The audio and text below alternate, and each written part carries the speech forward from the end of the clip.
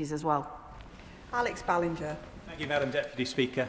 In a previous life, I worked on the Turkey-Greece returns deal, a deal that returned refugees that had crossed in small boats from Turkey to the Greek islands in return for properly registered asylum seekers in Turkey. As we all know, that deal drastically reduced the number of small boats that crossed into Turkey. Does the Home Secretary think that the UK's deal with France, negotiated just last month, is already having a deterrent effect? And might that be connected to the smallest number of crossings in August since 2019 that we've seen? Well, my honourable friend is right that the crossings in August were the lowest for several years, although there was the same level of crossing days as last summer.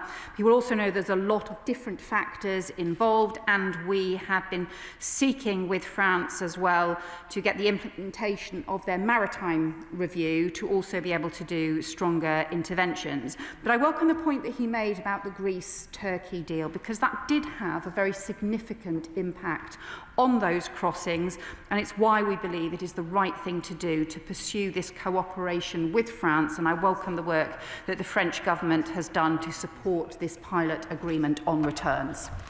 Josh Babarende. Thank you, Madam Deputy Speaker. As an Eastbourne boy born and bred, I am a proud Englishman. And in his St George's Day speech in 1933, Winston Churchill said that his England was one where no one would think of persecuting a man on account of his religion or his race. Does the Home Secretary agree with Winston Churchill that our country and our flag represent unity and tolerance? And does she agree with me that those who attempt to divide our communities in the name of our flag are no patriots of Churchill's England, no patriots of today's England, and no patriots of our great country? Home Secretary.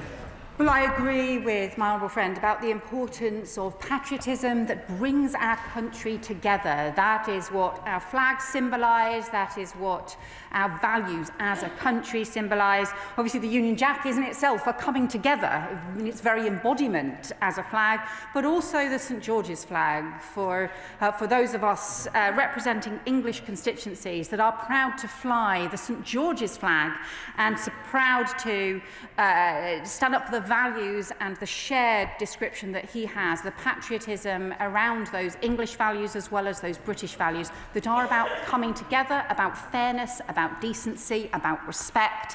That is what we do. It's why we all want an ordered system that criminal gangs can't exploit, because we respect the rule of law, but it's also why we should never discuss any of these issues in a way that promotes hate and division. That is not the kind of country we are.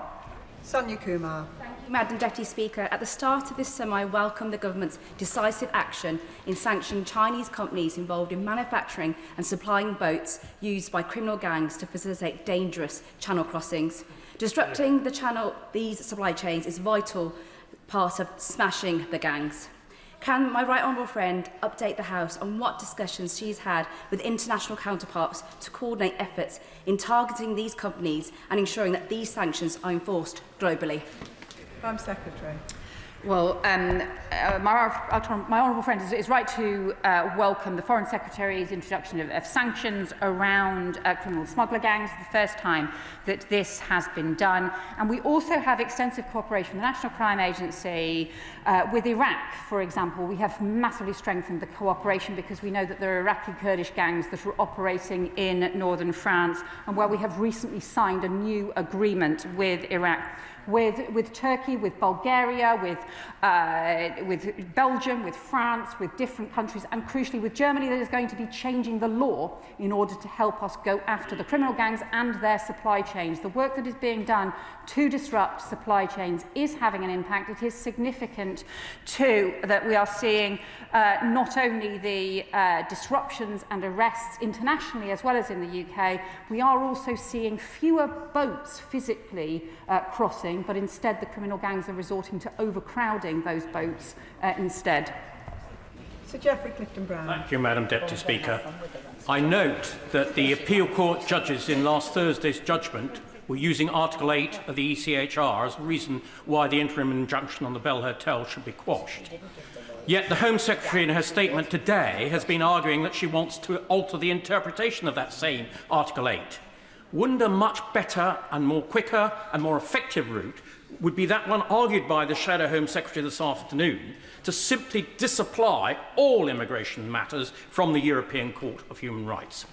I'm Secretary.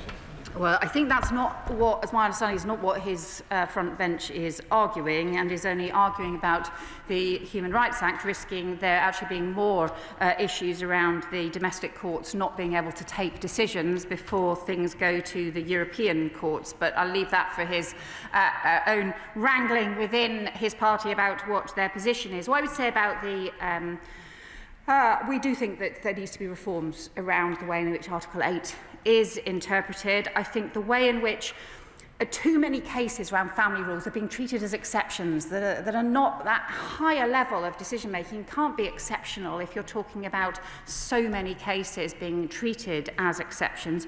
It means that what we need to look at is the rules themselves, and also having much greater clarity about the way in which we believe those rules should be interpreted, and the way in which family migration should be interpreted in the courts. Thank you, Madam Deputy Speaker.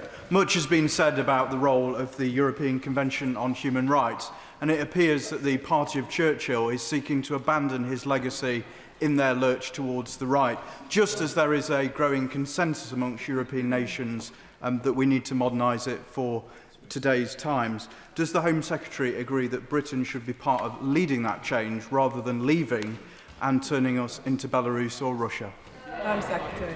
Well, we do have a strong history of leading around international standards, around international legal frameworks. Of course, laws and the way in which they're interpreted need to move with the times and need to keep up to date with the new challenges, including in a world of mass communications. We face very different kinds of challenges than maybe 20 years ago or 50 years ago or more.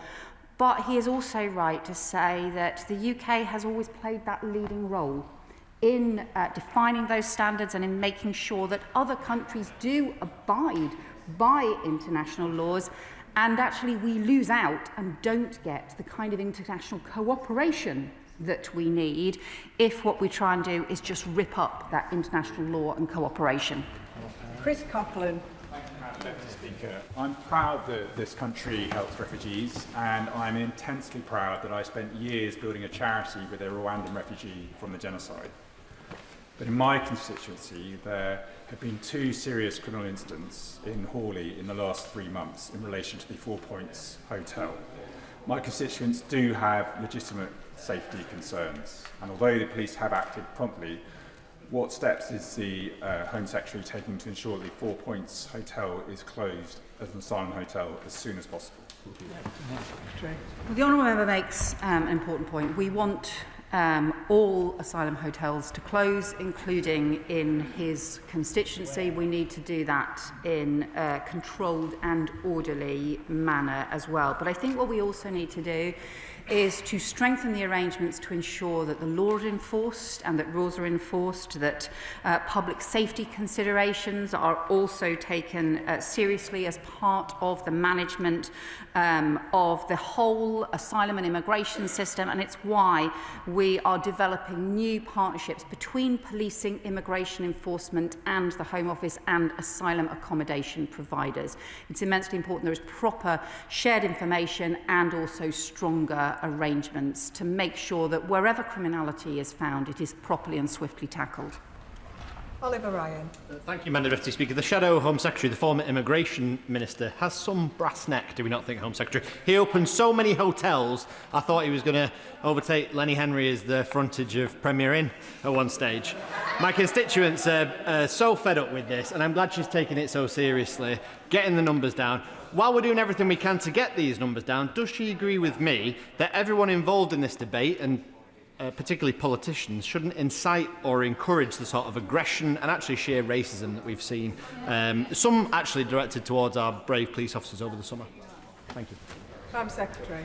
Well, my honourable friend is right that the previous government, including the Shadow Home Secretary when he was Immigration Minister, was responsible for a huge increase in asylum hotels and presided over a tenfold increase in small boat crossings as well. The important thing now is to make sure that we can end asylum hotels and make sure that we can bring back control into the system. But as we do so, we should make sure that we don't have divisive or hateful rhetoric or anything that promotes violence against police officers or within communities, which is always a disgrace.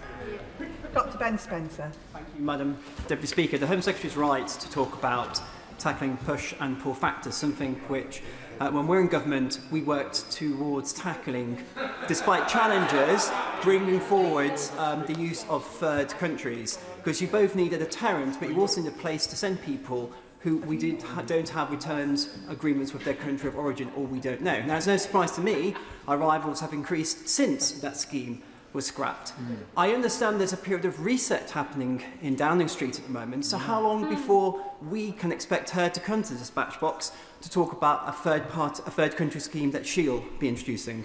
Home Secretary. Well, obviously what this government has managed to do is to get the agreement with France in place, that pilot agreement that we seek to build. France obviously is not the country where most of the people passing through started from, so it is effectively a third country agreement that we have already put in place and are now working to implement on a pilot basis. We're also working with other European countries to explore returns hubs as well.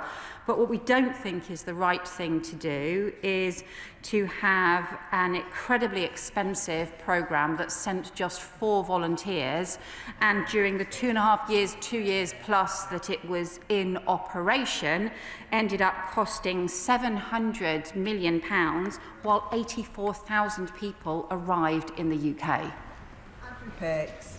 Thank you, Madam Deputy Speaker.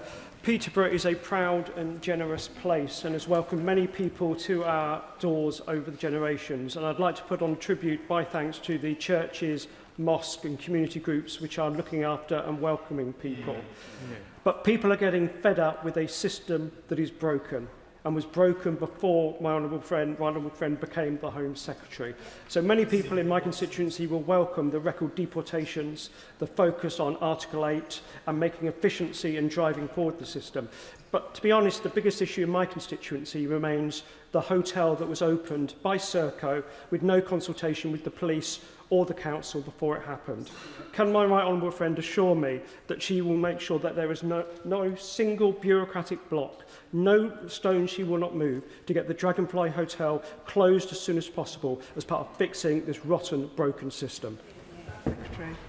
Well, we have made clear that we need to end all asylum hotels, including the hotel in my honourable friend's constituency. It's actually because we believe in the long history that the UK has of helping those who have fled persecution and conflict in an ordered way, is why we also need to get control and fix the chaos that we inherited, including ending asylum hotels that are undermining confidence in the whole system and were introduced exactly because the previous government lost control over the system. That is what now needs to be turned around, and that is the foundations that we are putting in place. Ben Opsijekti. Thank you, Madam Deputy Speaker. She's touched on this a couple of times already, but I'm yet to hear from the Secretary of State about the scope of the government's asylum accommodation programme, which is currently rated at amber. Despite over 29,003 asylum seekers arriving by small boat alone so far this year, the scope of this programme will only see the creation of 5,000 bed spaces by the end of 2026, spread across 3 accommodation pilots following its strategic refresh. In what locations will the 3 accommodation pilots be? How many bed spaces for asylum seekers will be in each? And at what stage gate is each one?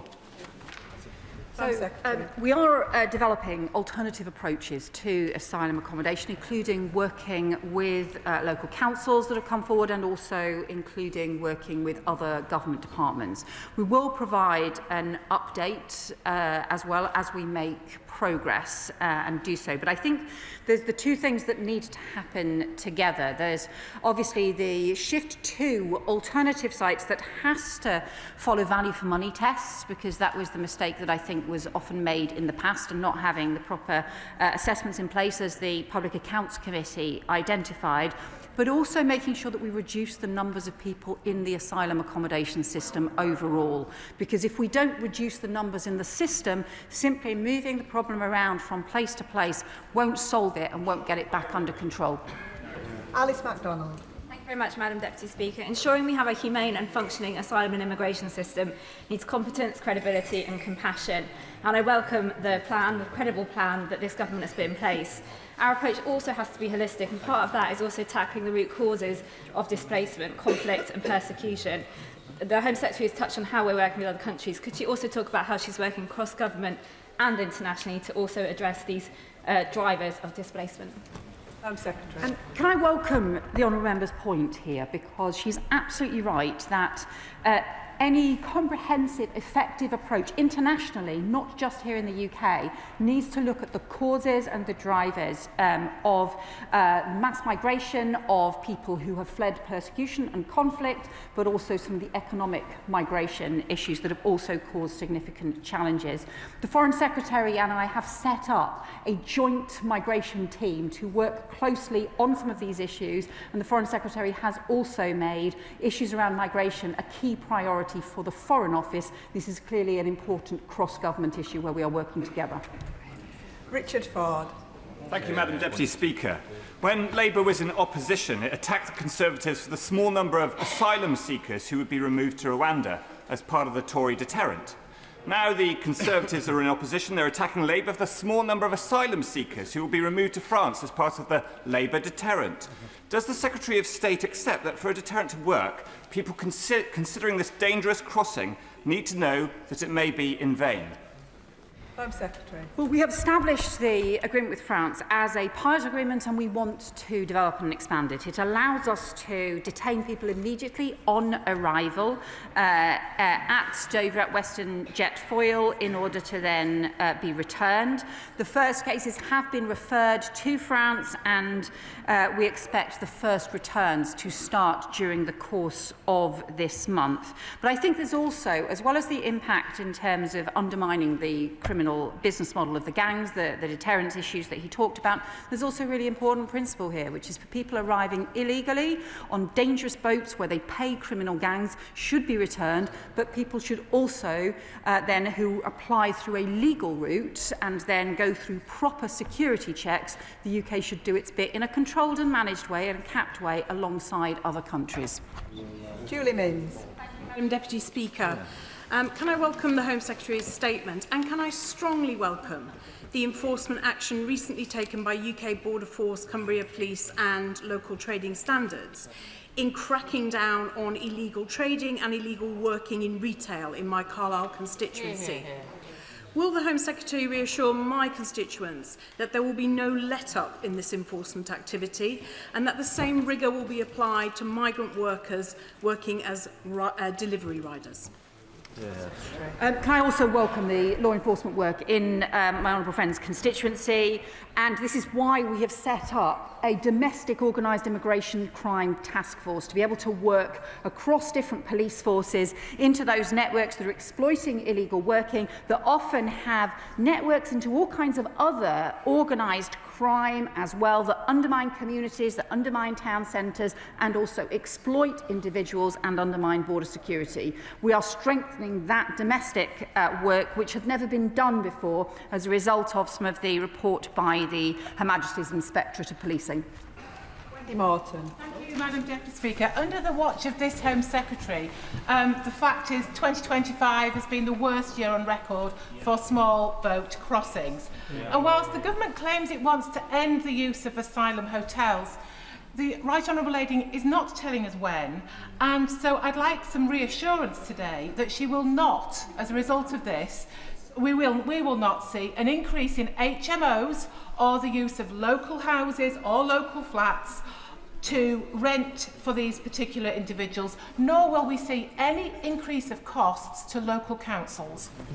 Madam Secretary. Well, unfortunately, the position that we inherited from the previous government that her front bench wants to go back to actually had the freeze on asylum decisions and would have left us with tens of thousands more people in asylum hotels. We will end asylum hotels over the course of this Parliament, but we need to do it not simply by moving people to different kinds of accommodation, and I do think that is an important point, but also by reducing the overall size of the asylum system. If we don't reduce the overall size of the asylum system, because their policies were doing the opposite, they were increasing it, then actually we will never solve this problem or rebuild the confidence of the people across the UK. Ms Barner Begum. Thank you, Madam Deputy Speaker. In the East End of London, we have a proud history of welcoming refugees and migrants, many fleeing war and persecution. Yet we've seen over recent years and months the political and media establishment complicit in the normalisation of Islamophobia and anti-migrant rhetoric, with campaigns targeting asylum seekers outside hotels over the summer and resorting to violent aggression, including yesterday in my constituency. This is putting all of us at risk. Could the Home Secretary say exactly what she will do to ensure that asylum seekers, refugees, migrants and all those who live in my constituency can live safely from attempts, including organised by the far right, to create fear and division in our area? Madam Secretary. Well, everyone has a right to be safe, everyone has a right to respect, and the pursuit of division and hatred and violence is never acceptable, both as part of the immigration and asylum system, but also more widely across our country. It's hugely important that alongside all of the reforms we introduce, because we do need reforms to the system, we also have a clear recognition of the importance of our shared humanity and the importance of preventing any kind of violence, hatred or the kinds of tensions and problems that she describes. Richard Tice. Thank you, Madam Deputy Speaker. With crossings up over 40% this year alone at some 30,000, clearly the government's current policies are acting as a magnet, not a deterrent. So when will the Home Secretary realise that the only effective deterrent is to detain and deport everybody who comes here illegally, and to do that we must leave the European Convention on Human Rights? Madam Secretary. Well, this government has increased the returns of those who have no right to be here since the election, including a 28% increase in returns of failed asylum seekers. We're strengthening enforcement and bringing in new counter-terrorism powers to go after the criminal gangs, counter-terrorism powers that incomprehensibly his party has voted against and seems to be opposing the action that we need to go after the criminal gangs. If he would support them, if the Conservatives would support them, we could bring those powers in swiftly in the course of a few months and give our law enforcement the powers to take stronger action against those criminal gangs. And I hope he would support the agreement with France as well that does provide for the immediate detention of people arriving in the UK and returning them also to France as well. The trouble with his party's policies is, frankly, they sound an awful lot like the last Conservative government's policies that totally failed. And so whilst the previous Conservative government was chaos, his party just seems to be chaos on steroids. They're not trying to solve the problem. All they're trying to do is exploit it. What we need is a properly controlled and managed system that goes after the criminal gangs who should not be able to get away with their vile trade. Alex McIntyre. Thank you, Madam Deputy Speaker. Gloucester has a proud history of being a welcoming and diverse city, and just last week I was pleased to attend the Ukrainian Independence Day celebrations in my constituency with some of those who have sought refuge in our city. But many of my constituents have written to me, particularly those who live next door to the Asylum hotel that was opened by the last Conservative government, with legitimate concerns about the future of that site and the impact of things like protests on their front doorsteps. So can she reassure my constituents confidence that the policies that she's announced today will speed up the closure of that hotel as for use for asylum seekers? And will she meet with me to discuss the impact of those sites on local residents in Gloucester? Madam Secretary. Well, I can tell my honourable friend that we will end asylum hotels, we will close asylum hotels that the previous government opened, including in his constituency, and it is hugely important that we do so. He is right to talk about the long history of people right across the country, including the more than 100,000 families who came forward to offer homes to Ukrainians at the beginning of Putin's war and invasion of Ukraine. And that spirit, those values are immensely important, but people need to know that the system is being properly controlled and managed and that misuse is being tackled, and that's why it's so important to end asylum hotels. Lewis Cocking. Madam Deputy Speaker, it is clear that the government has lost control. The government are going against their own election manifesto by taking it through the courts. So I've asked before with no answer, so I'll ask again. Can the Home Secretary give me a date when the hotel in my constituency of Broxbourne will close to illegal asylum seekers? Madam Deputy Speaker, we have been clear. We will end the asylum hotels that were opened by the previous government, and we will close those asylum hotels. And hopefully, if he can support the reforms that we will introduce on the appeal system so we can speed those back through Parliament and clear the backlog, I hope he will support the increase in decision-making that we have had to introduce after his party froze decision-making and created a soaring backlog that would have increased the numbers of people in hotels, and I hope he would support the Border Security and Asylum Bill that is currently passing through the House of Lords, passing through the other place, because that would bring in stronger counter-terrorism powers to be able to go after the criminal gangs who are organising small boats in the first place, which sadly his party is still opposing. Lewis Atkinson. Thank you, Madam Deputy Speaker. We must stop criminal gangs from launching illegal crossings at source from the French coast. So could the Home Secretary update us on this conversation she's having with the French authorities to ensure that their tactics include intervening in shallow waters to stop as many of these boats at source as possible? Well, the French government has been undertaking the Maritime review. It is something that the Interior Minister has also been pursuing very strongly in order to ensure that there can be intervention in French waters. Currently what's happened, we've seen the small boats, the criminal gangs operate these taxi boat tactics to load people onto the boats in shallow waters, and some of the disgraceful scenes that we have seen as a result. And that Maritime review is looking at ways instead to be able to intervene in shallow waters and to be able to prevent the boat crossings in the first place. This is alongside the extension of the Compagnie de Marche, additional patrols along French beaches, which has been agreed, and also the new judicial prosecution unit in Dunkirk, which is now working very closely with the Border Security Command as part of the important foundations to strengthen law enforcement. Jim Allister. Thank you, Madam Deputy Speaker.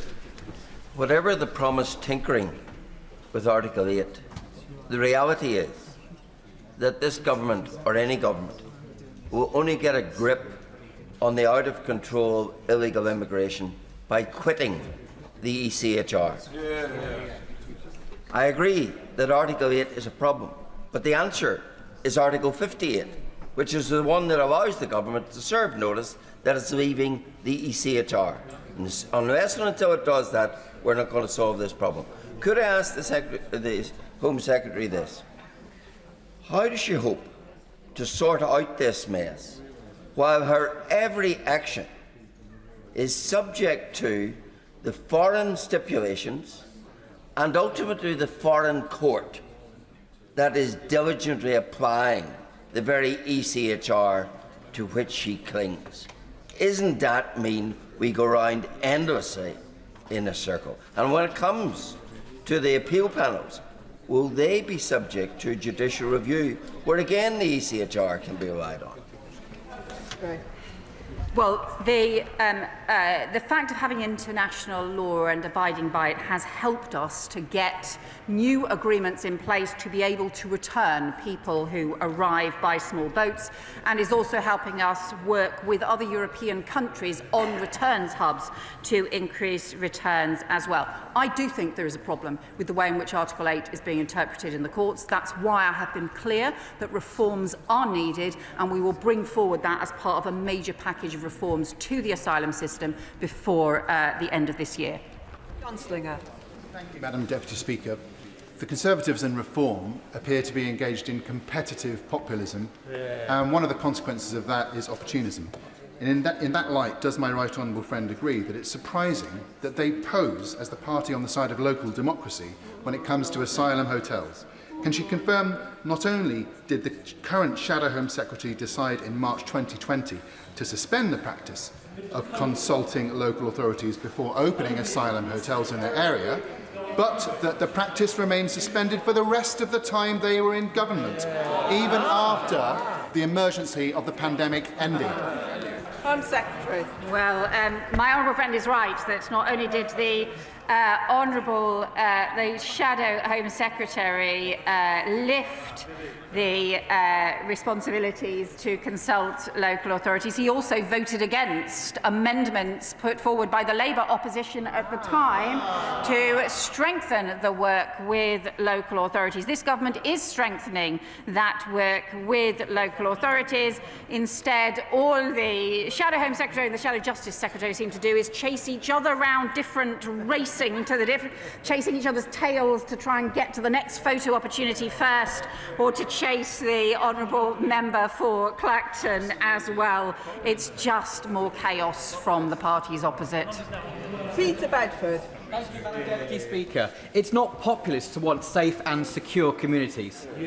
But the only way we're going to solve this crisis, we've been going round in circles, is to withdraw from outdated refugee conventions, to rescind the insidious ECHR from our own laws, and to use British military assets to prevent incursion in British waters. That is the only way we're going to solve this crisis. And will the Home Secretary commit to doing that today? Home Secretary. Well, I'll just point out to the honourable member opposite that his party was in power for a period of 8 years in which criminal gangs were able to take hold along the borders, in which they were able to undermine our border security. Frankly, it should be governments, not gangs, that decide who enters our country.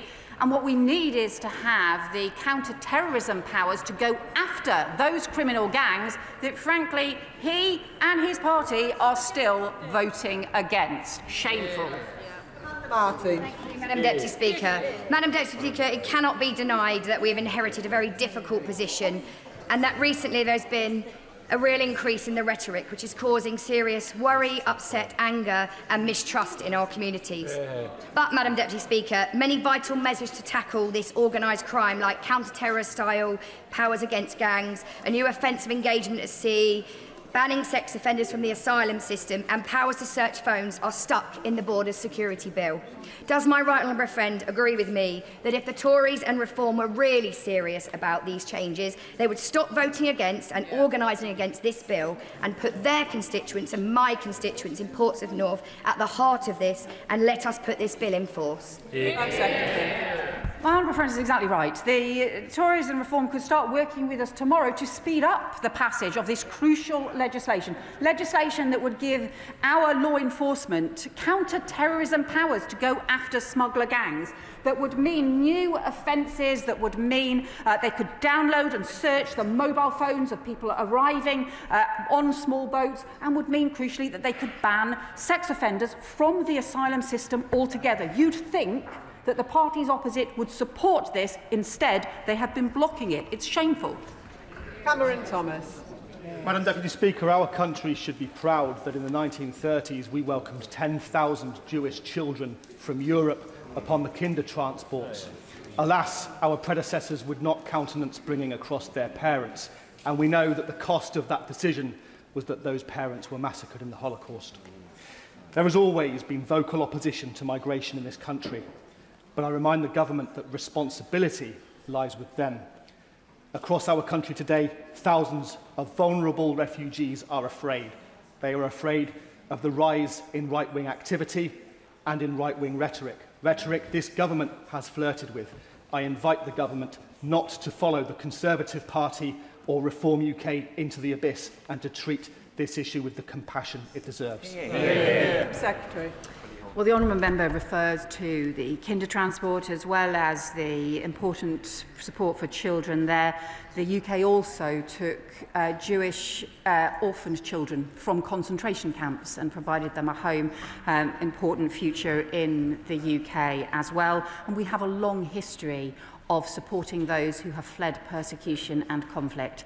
But that is exactly why it's so important that the system needs to be properly managed and controlled. That's why it's so important that we tackle the chaos that we've inherited. It's why it's so important that we strengthen our border security as well in order to restore confidence in the very system and the very values that he describes that are so important. This government will never pursue the kinds of violence promoting rhetoric that can cause such division. We will always be responsible and serious about the practical steps that need to be taken to deal with the chaos we inherited. Paul Wall.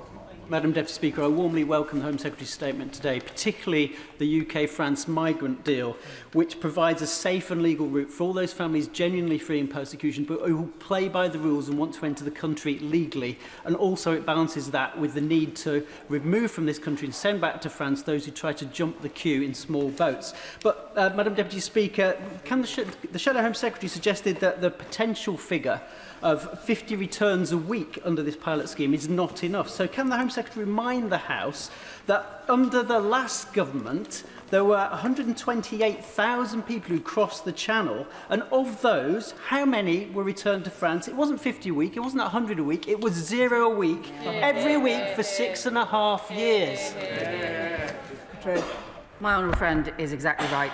The previous government made a whole series of grand but empty claims. They returned no one to France who arrived on the small boats. They had no agreement in place to do that, but they also sent no one to Rwanda other than 4 volunteers who were paid to go, because again and again, all they did was escalate the rhetoric and escalate the chaos rather than taking the practical steps to get the returns that we need. Neil Shastrahurst. Thank you very much, Madam Deputy Speaker. And in her statement, the Home Secretary set out that they would have an independent body to process asylum appeals. Well, that only works if it's delivered at pace, if it's resourced, and if it's well staffed. So can the Home Secretary set out when they will start recruiting arbitrators and support staff, when they will be operational at full pelt, will it operate 7 days a week, and if in a year's time we come back from next summer's recess and the immigration rates are higher than they were this year, will she take personal responsibility? Madam Secretary. Well, we're seeking accelerated legislation to bring in the new Independent Appeals Commission, and he will know that once legislation begins its passage through the House, it is then possible to start implementation and to make sure that we can invest in getting the adjudicators, the trained adjudicators, in place as well. So we will set out an update before the end of this year, both of the timetable and also the further details around how that appeals system will work. It obviously has to be fully independent from the Home Office and fully independent from the government, but it needs to be able to surge and respond swiftly in order to prevent huge backlogs growing up. I really hope that he and his party will be able to support this legislation, because then we can move through it much more quickly and make sure that we can implement the new body much more quickly as well. Dr. Scott Arthur. Thank you, Madam Deputy Speaker. I forgot how much I enjoyed bobbing. I think we all want to be proud of the UK's asylum system, but because of the mess we inherited from the previous government, none of us are there right now, and I think that is just a fact. So I do thank the Home Secretary for the work she's doing, the quite methodical work to get a grip of the situation and get the system back on track. It really pains me, though, that some of the people who are behind this mess are now sitting opposite and are seeking to weaponise it rather than apologising to the country. So does the Home Secretary share my hope that extending the Ukrainian visa scheme, the refugee student scheme, bringing Gaza students here and supporting those injured Gazan children is going to be a chance to show the UK immigration system at its best? Thank you. Well, I hope the party opposite will support Gazan students being able to take up their places and scholarships in the UK, just as I hope they will also support the border security bill, which they are still opposing. Bradley Thomas. Thank you, Madam Deputy Speaker. The government appears to be conflating the terms illegal immigrant and asylum seeker. The UK has rightly in the past taken in asylum seekers, including Ukrainians who have been fleeing persecution, but these are different to those crossing the channel illegally, the vast majority of whom are men aged 20 to 30 with no children or families appearing to cross with them. So I've got 3 questions for the Home Secretary. First one, does she agree with the Prime Minister's comments that the UK has plenty of housing to accommodate illegal immigrants? Will she rule out the use of houses of multiple occupation, and will she rule out the use of social housing for illegal immigrants? Prime Secretary. Well, I would say to the honourable member, given what he said about crossings, I hope he would support the French pilot agreement that we have in place, which means we can return people who make these dangerous or illegal journeys so that we can return them to France, but in exchange we also have a legal process for people who apply properly, who follow the rules and who go through security checks. We've been clear that the way to tackle the chaos in the asylum system is to end asylum hotels, but to do so as well by reducing the overall number of people in the asylum accommodation system, and that includes sorting out the appeals chaos we inherited from his party.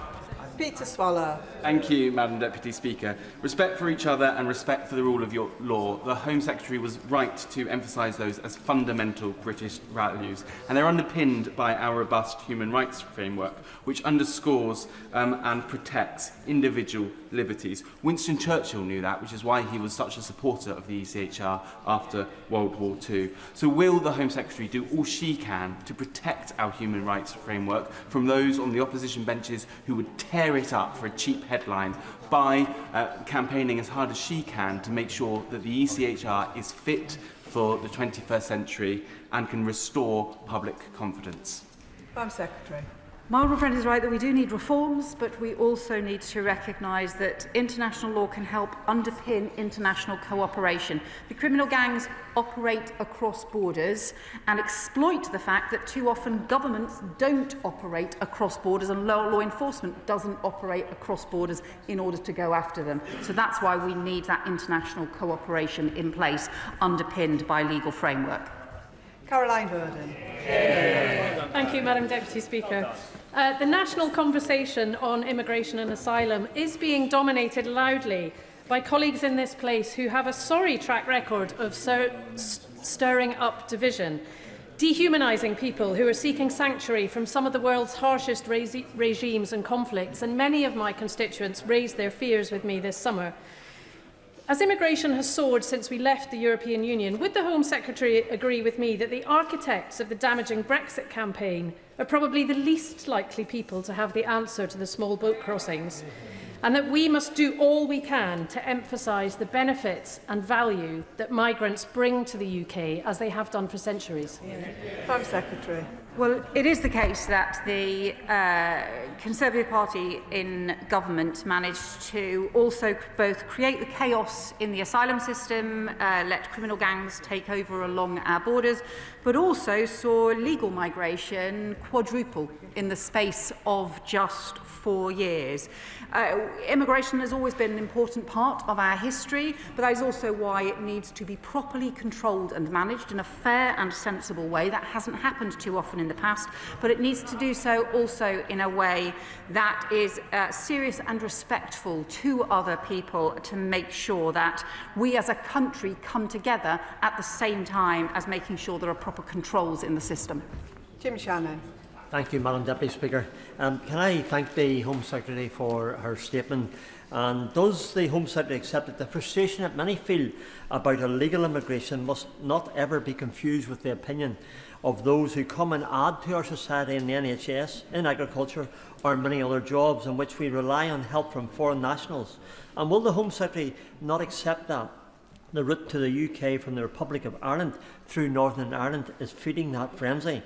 And will the Home Secretary finally, rightfully, block the current loopholes and close the backdoor access from the Republic of Ireland to the United Kingdom? Thank you. Secretary. Well, my honourable friend is right that people have long supported people coming to work in our NHS, coming through legal routes. Those do also have to be controlled and managed, and the way in which legal migration quadrupled under the previous government, I think, was a serious problem, and that is why we are bringing legal migration down. That's why we put that in the immigration white paper. But he's also right that some of the most serious concerns are about these dangerous and illegal boat crossings that are underpinned and facilitated by criminal gangs. He raises the separate issue around Ireland and Northern Ireland, but he will know that the Common Travel Area is a long-standing part of our history. It's a long-standing part of our arrangements. We do have close security cooperation with the Irish government and with Irish law enforcement for exactly that reason, but it is also an important part of the arrangements and the close relationship between our countries. That concludes the statement, and can I thank the Home Secretary and members for their time. The Home Secretary's been on her feet for around 2.5 hours and we've had over 80 backbench contributions. We'll now give the House a few moments to settle and for the front benches to swap over.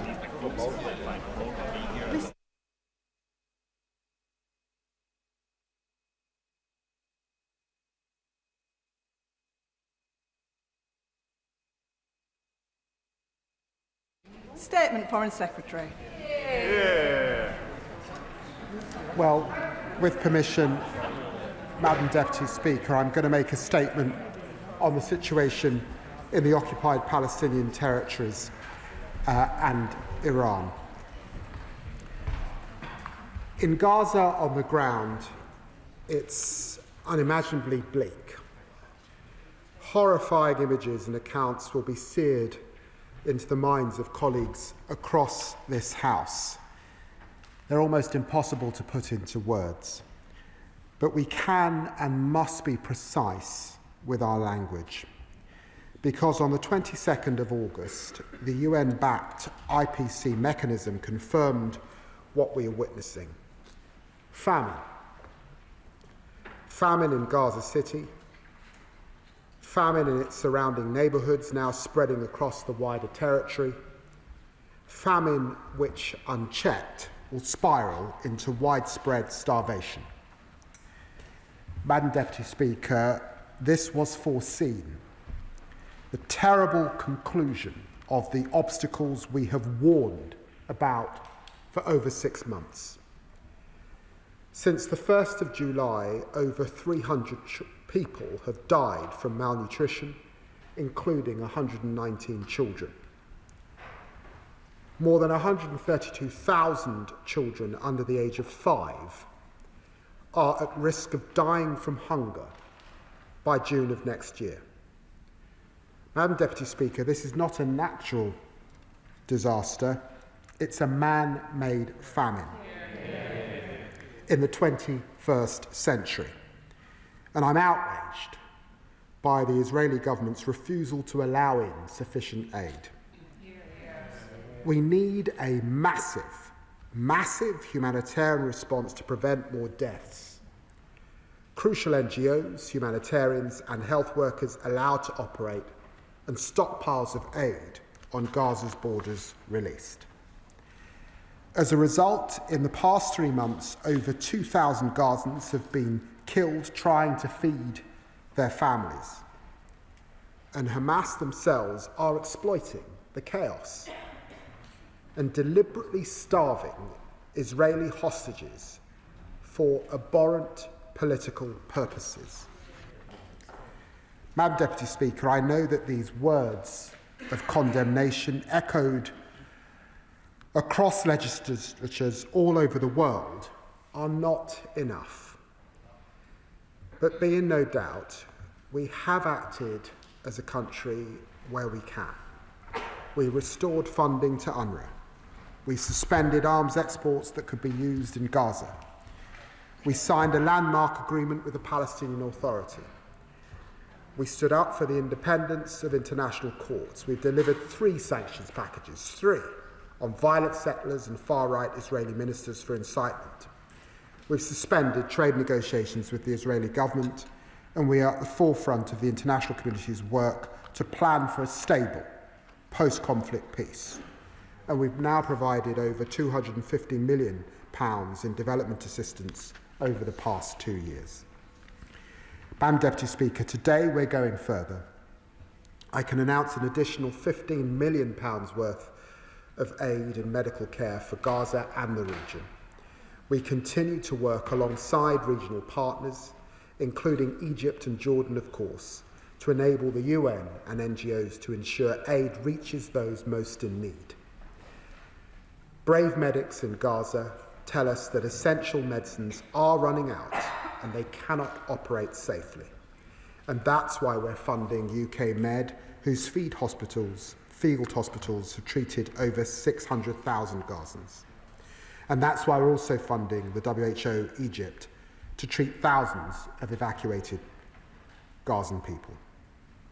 Meanwhile, Madam Deputy Speaker, as my right honourable friend, the Home Secretary, said earlier, we are working with the World Health Organization to get critically ill and injured children into the UK, where they'll receive specialist NHS treatment.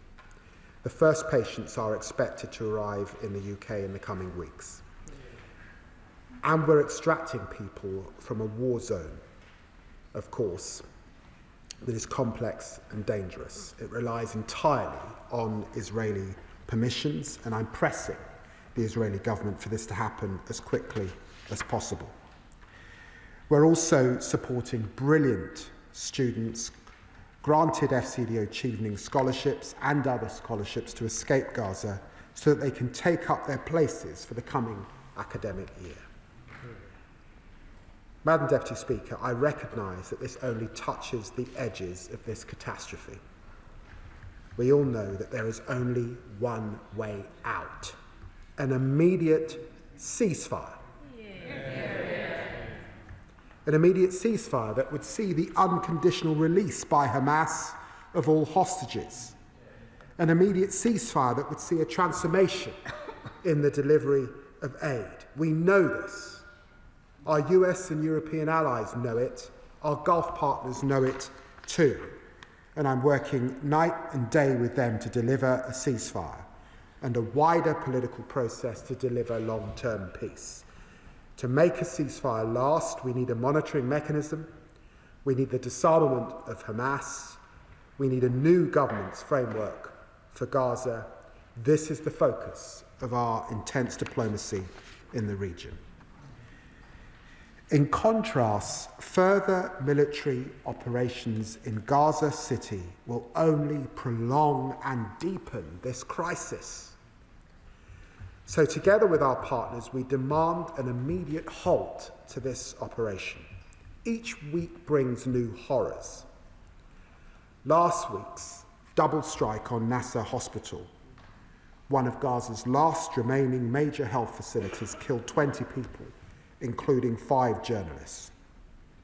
I remind Israel once again that international law requires the protection of healthcare workers, journalists and civilians. These actions will not end the war. They will not bring the hostages home, let alone make them safer, as hostage families have recognised. They will sow despair and anger across the region for generations.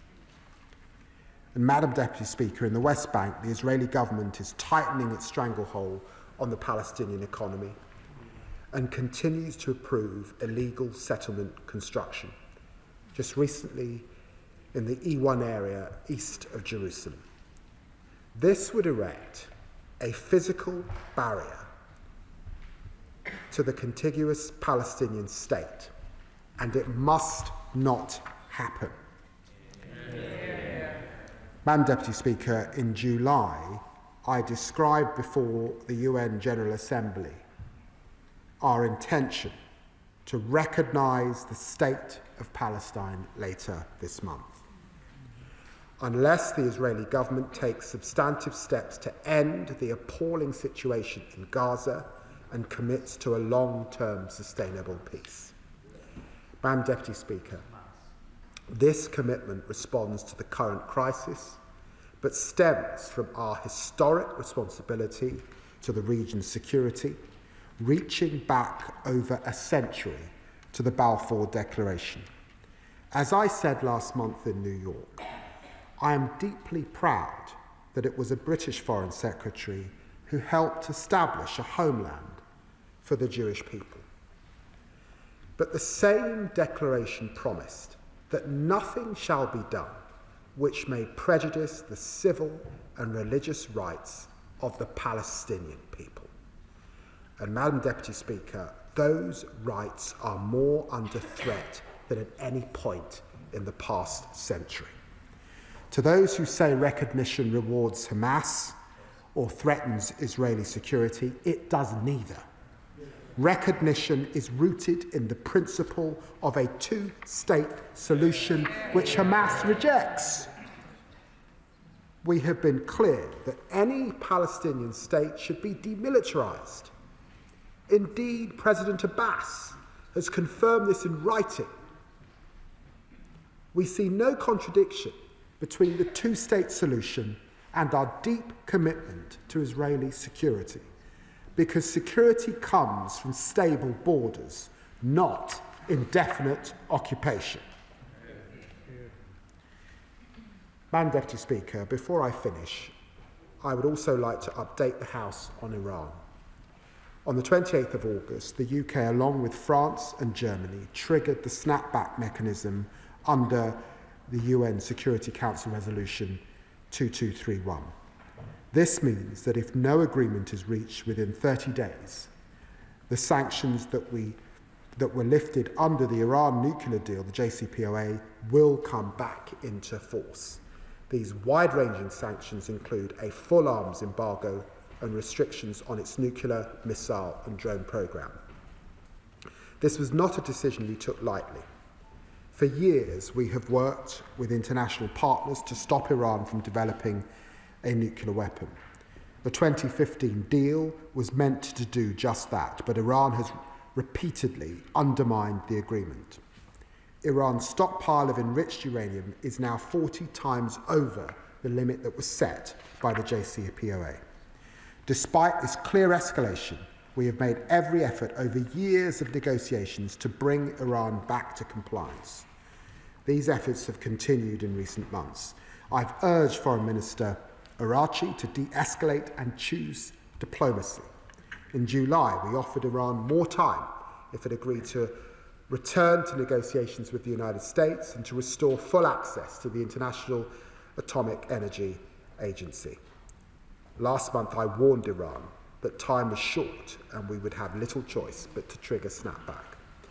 I regret to inform the House that Iran has not complied with its legal obligations nor chosen the path of diplomacy, so we have had no choice but to act. I have long been clear that I will not allow snapback to expire without a durable and comprehensive deal. It would be unacceptable to allow this issue to fall off the UN Security Council agenda despite the threat posed by Iran's nuclear programme. But snapback is not the end of diplomacy, Madam Deputy Speaker, as Secretary Rubio has also recently underlined. Iran can still meet our conditions. It can restore full IAEA access. It can address our concerns about its stockpile and enrichment and return to negotiations. Alongside our partners, I will continue to urge Iran to choose this path.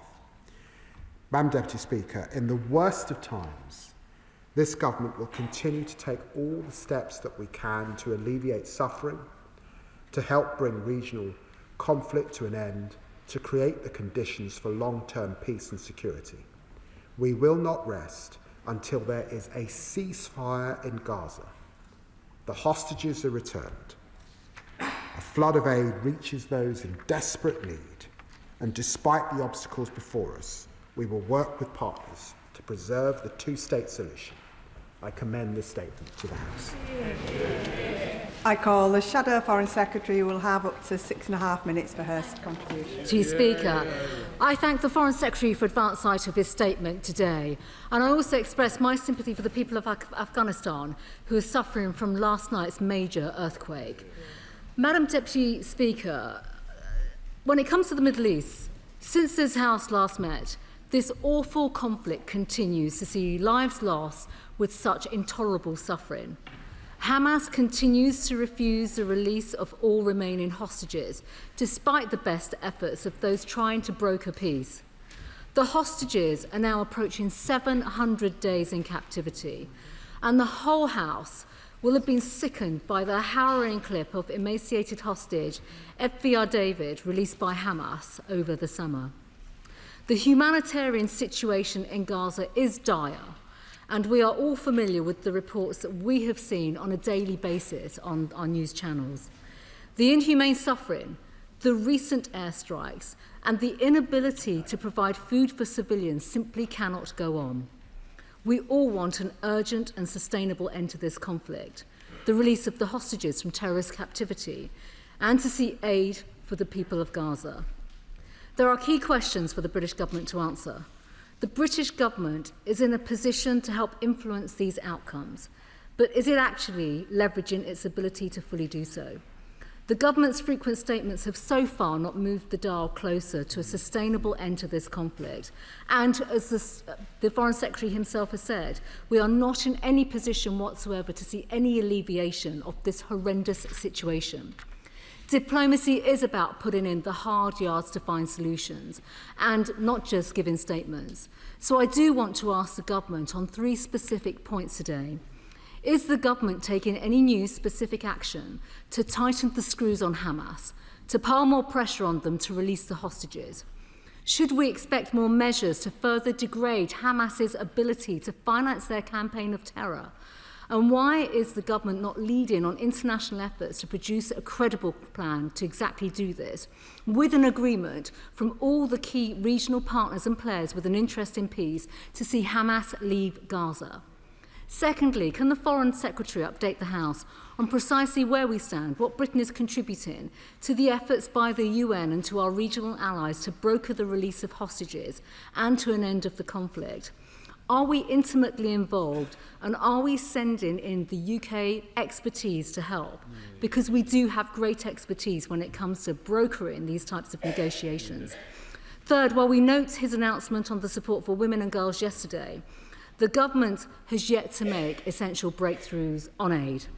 Ministers obviously need to work around the clock with everyone, all our partners, including with the Israelis and multinational institutions, to unblock the situation by coming up with practical solutions, even new solutions that all sides can focus on when it comes to getting medical and food aid into Gaza. That does have to provide a significant increase in food and medical supplies to reach civilians, while addressing Israeli concerns about aid diversions, because those concerns are constant. Is the UK working with the multilateral bodies to try and mediate the divisions and the breakdowns of trust that have emerged with the government of Israel? Is the Foreign Secretary considering schemes similar to those that we implemented previously by the Conservative government, such as floating piers, and working with the US and Cyprus to put in place off the coast of Gaza to get aid in? We need practical and pragmatic solutions when it comes to getting food and medical supplies into innocent civilians in Gaza. On Labour's decision to recognise a Palestinian state, the government announced this huge shift in British policy just days after the House went into recess. We all support a two-state solution that guarantees security for both Israelis and Palestinians. But the Foreign Secretary must also know that recognising a Palestinian state in September will not secure the lasting peace we all want to see. Recognition is only meaningful if it's part of a formal peace process, and it should not happen while the hostages are still being held in terrorist captivity and while Hamas's reign of terror continues. So can the Foreign Secretary explain, with his plan to go ahead with the recognition while hostages are still being held and while Hamas, who have predictably welcomed and been emboldened by this move, while they continue to hold on to power in Gaza, how and what practical measures are we proposing to remove Hamas from Gaza? The Foreign Secretary must realise that recognition will not secure the release of the hostages, and nor will it get aid into Gaza immediately. And with that, we have to always consider what tools of leverage we have when it comes to future peace processes and negotiations that could actually help a two-state solution to be established for a peaceful situation in the Middle East. How will this unilateral action help to advance the best shot that we have of achieving a two-state solution, which is also the expansion of the Abraham Accords and Saudi normalisation, through which we could also calibrate our actions? Madam Deputy Speaker, on the Middle East more broadly, the appalling behaviour of the Iranian regime has gone on for too long, and they have brought the anticipation, the initiation of the snapback process upon themselves. The Iranian people deserve much better. Tehran must never obtain a nuclear weapon, and Conservatives remain clear that the recent US strikes were necessary. So can the Foreign Secretary confirm whether he believes Iran has the capability and the intention of recommending or recommencing its nuclear programme, and whether his assumption is that snapback, the process will be seen through to completion? And finally, can the Foreign Secretary confirm whether or not he welcomes Israel's actions regarding the Houthi leadership in Yemen, and update the House on how the UK will now use this moment to further degrade the Houthis' ability to carry out the recent attacks and strikes that we have seen? Well, I'm grateful to the Shadow Foreign Secretary for the tone of her remarks, and I'm pleased that she agrees with me, and I suppose the sentiment of the entire House, on the dire, as she describes it, humanitarian situation in Gaza, on the inhumanity that she also described.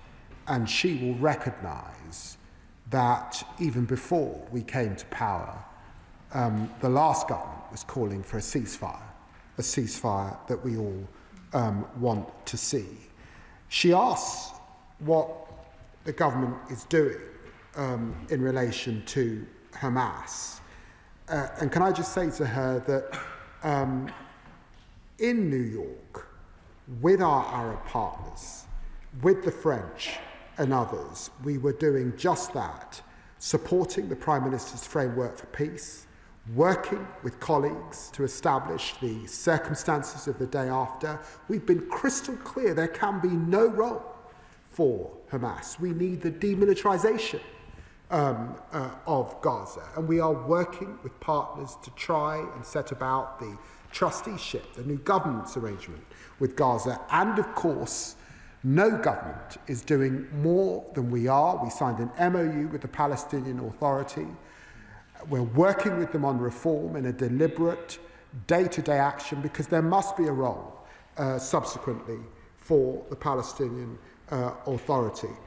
And she asks what new solutions might be found on aid, and that's where I depart with the sentiment of what she's saying, because I'm not sure we need new solutions. It's the old ones. It's UNRWA. It's OCHA. It's the World Food Programme. They exist.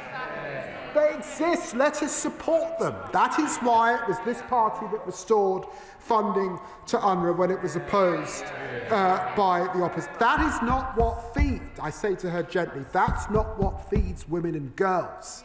The mechanisms are there. They work all over the globe. It worked last time when we had a ceasefire. Suddenly the trucks went up to 607. We can do it once more. That is the position of the UK government. I spoke to Tom Fletcher at the UN this morning to get the latest. The moderately good news is that truck movements are up in August over where they were when I last updated the House as we came to recess in July. But he reminded me 60 or 70 trucks a day is nowhere near where it needs to be. And one of the reasons why I found the extra resources today is because we know also that the medical situation is dire, and the work that we can do with UK Med is so important and so valued, even up against that horrific situation. And let me be crystal clear. Hamas is a terrorist organisation. Our demands are unconditional and have not changed. The hostages must be released without delay, and there can be no role for Hamas. But equally, she will have seen the situation in the West Bank. She didn't comment in her remarks on the E1 development, running a coach and horses through 2 states. 2 states has been a united position of every single party in this chamber. That is why we set out the plans that we did towards recognition. Unless we get the breakthrough that we need on the ceasefire and a full process, we will move to recognition when the UN meets at UNGA in New York. I'm grateful for her support on Iran and the snapback. My assessment is that no country needs the percentages of enriched uranium that we see in Iran. We don't have them in our country. We don't have them at sites like Sellafield and other, Urenco. There's absolutely no need for them. We need a baseline, and that's why we need the inspectors back in. We need to know where that highly enriched uranium has now gone, and that's why we've been very clear with the Iranians on the need to trigger snapback, and that we will see those sanctions come back unless we can reach a diplomatic solution in the next 30 days. Chair of the Select Committee, Dame Emily Thornberry. Thank you very much, Madam Deputy Speaker. I read with alarm yesterday's report in the Washington Post detailing a plan that's circulating amongst the Trump administration about the future of Gaza.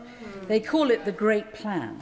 It proposes the total transformation of Gaza into a tourist region, a high-tech hub under temporary US administration. What's going to happen to the Gazans? Well, 2 million of them are going to be temporarily relocated to other countries, including Somaliland and South Sudan. Forced population transfer is contrary to and a complete violation of international humanitarian law. Madam Deputy Speaker, there must be serious thought given to the day after for Gaza, and my committee recommended as much in our report that was published in July. But this unserious, illegal and deeply dystopian plan cannot be the sum of that thinking. So what is the government doing to dissuade Donald Trump from following this path? And what, alongside regional and European allies, are we doing to put forward a serious plan for a peaceful future in Israel, Gaza and the West Bank, ready for the day after that this terrible war finally comes to an end? Foreign Secretary. I'm very grateful to the Right Honourable lady and dear friend for her remarks, and I would want to commend the work of her Select Committee on the day after and the thoroughness of approach that's required. I have read the reports, but it's sort of speculative stuff that I've seen in different news articles. It's not a comprehensive approach. And in my discussions with the US system, nothing that along the lines of what she said have I seen confirmed. The day after requires the removal of Hamas. It cannot be about the displacement, further displacement of the Gazan people.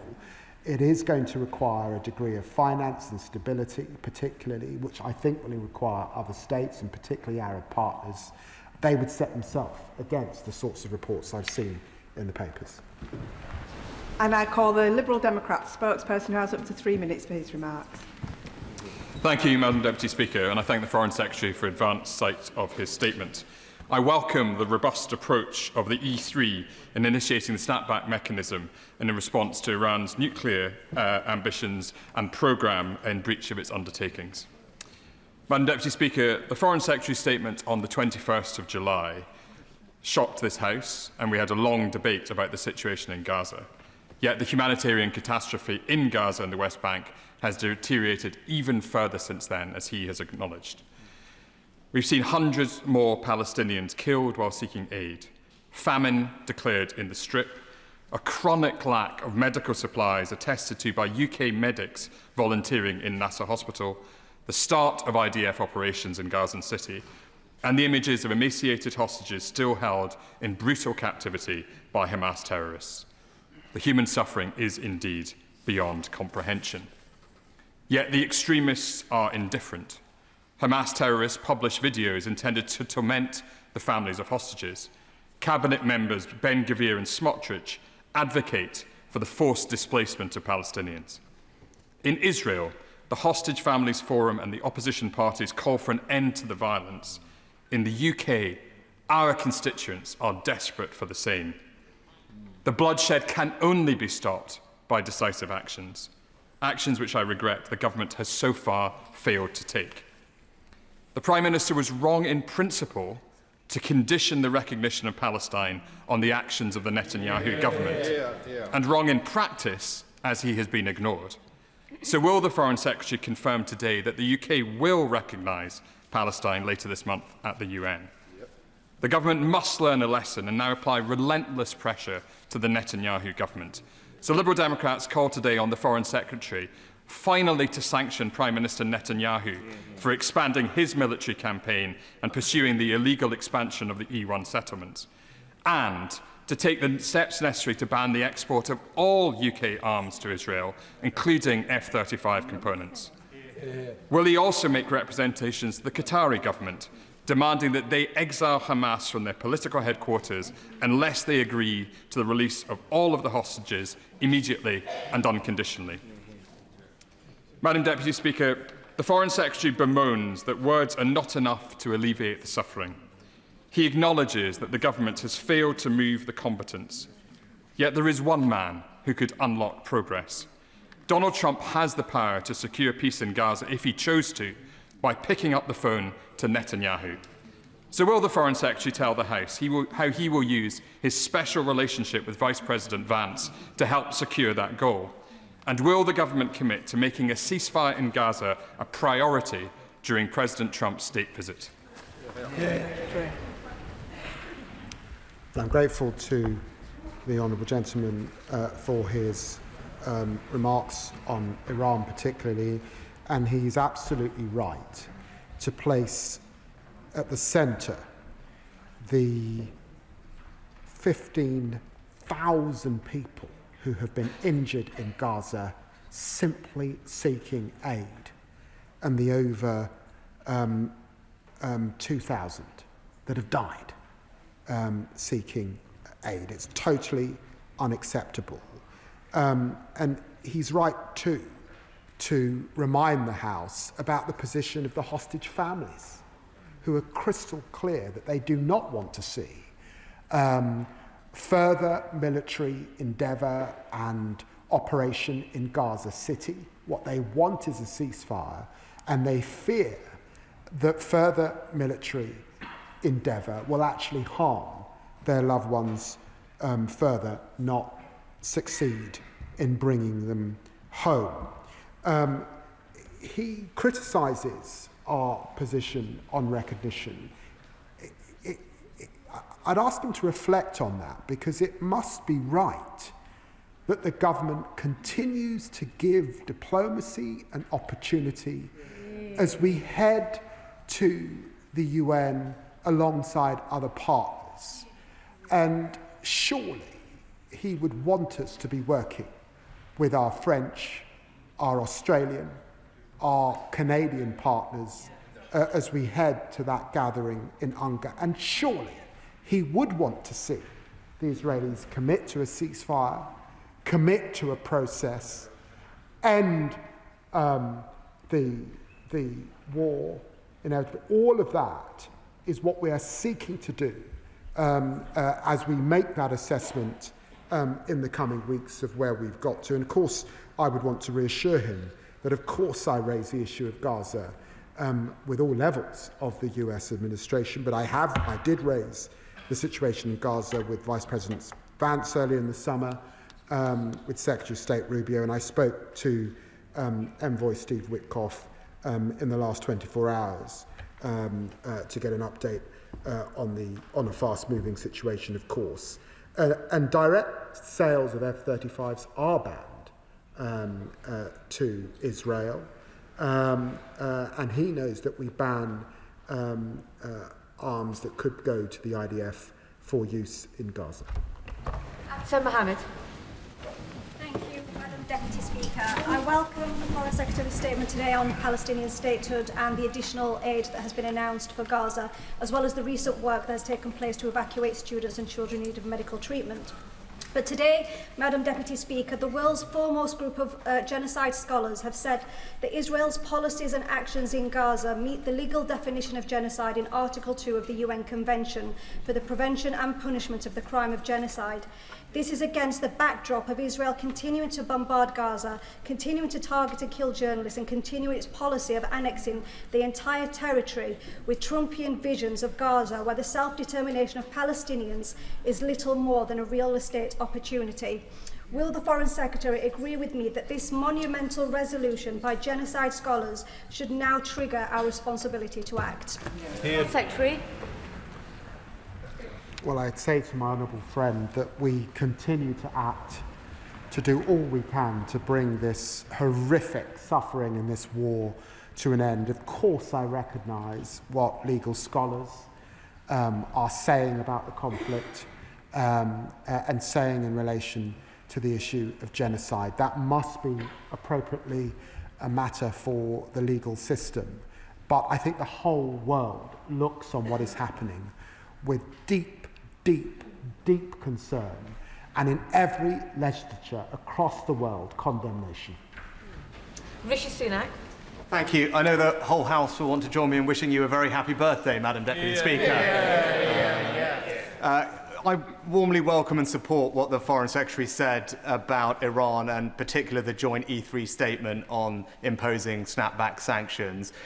Tehran is not just a threat to regional security, but also here at home. He will know our security services have foiled over 20 different Iranian-backed plots. But he will have also seen today that Russia and China have joined in a letter saying that they will work with Tehran in the UN to thwart snapback sanctions. So could he potentially update the House on the work that we will do with our allies on enforcement, and crucially make clear to companies and banks that there will be severe consequences for those that break the sanctions? Foreign Secretary.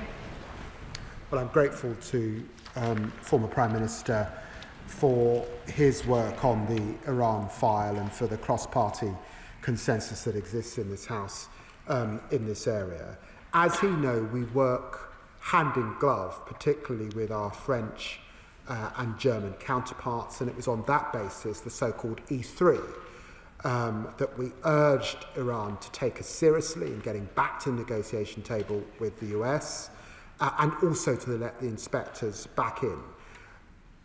They still have an opportunity over the next 30 days, and we, of course, will do everything we can within the UN system to urge our Russian and Chinese friends to take seriously the solemn commitments that we made in the 20th century and continue to make in this one, that we must stop nuclear proliferation.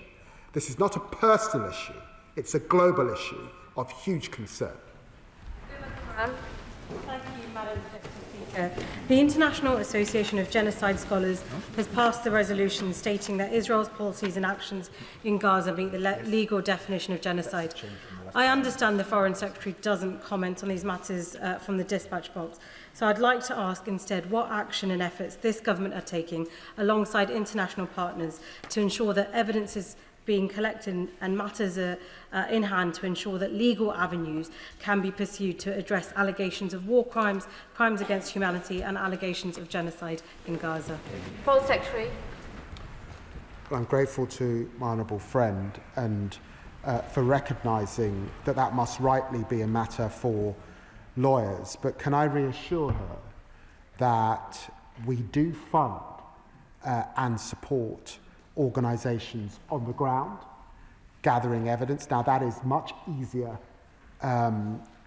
in the West Bank than it is currently in Gaza. And at this dispatch box, I've said time and time again, I do think it's important that the Israelis let international journalists in to monitor. I think that's hugely important.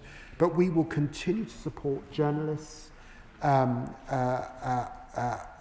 organisations, federations, where we can to monitor and support that work. And of course, we support a lot of NGOs on the ground. John Whittingdale. Further to the answer the Foreign Secretary has just given, does he share my horror that among the thousands of civilian deaths that have occurred in Gaza, it's estimated that at least 200 journalists have been killed, some of them deliberately targeted? Does he agree that those of us who are supporters of Israel's right to defend itself need to tell the Israeli government that this is unacceptable and cannot continue?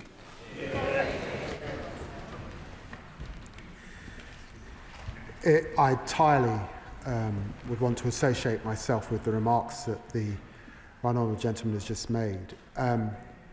It's not only unacceptable, it is diminishing in the eyes of young people across the globe who look at this with horror. They can't understand it.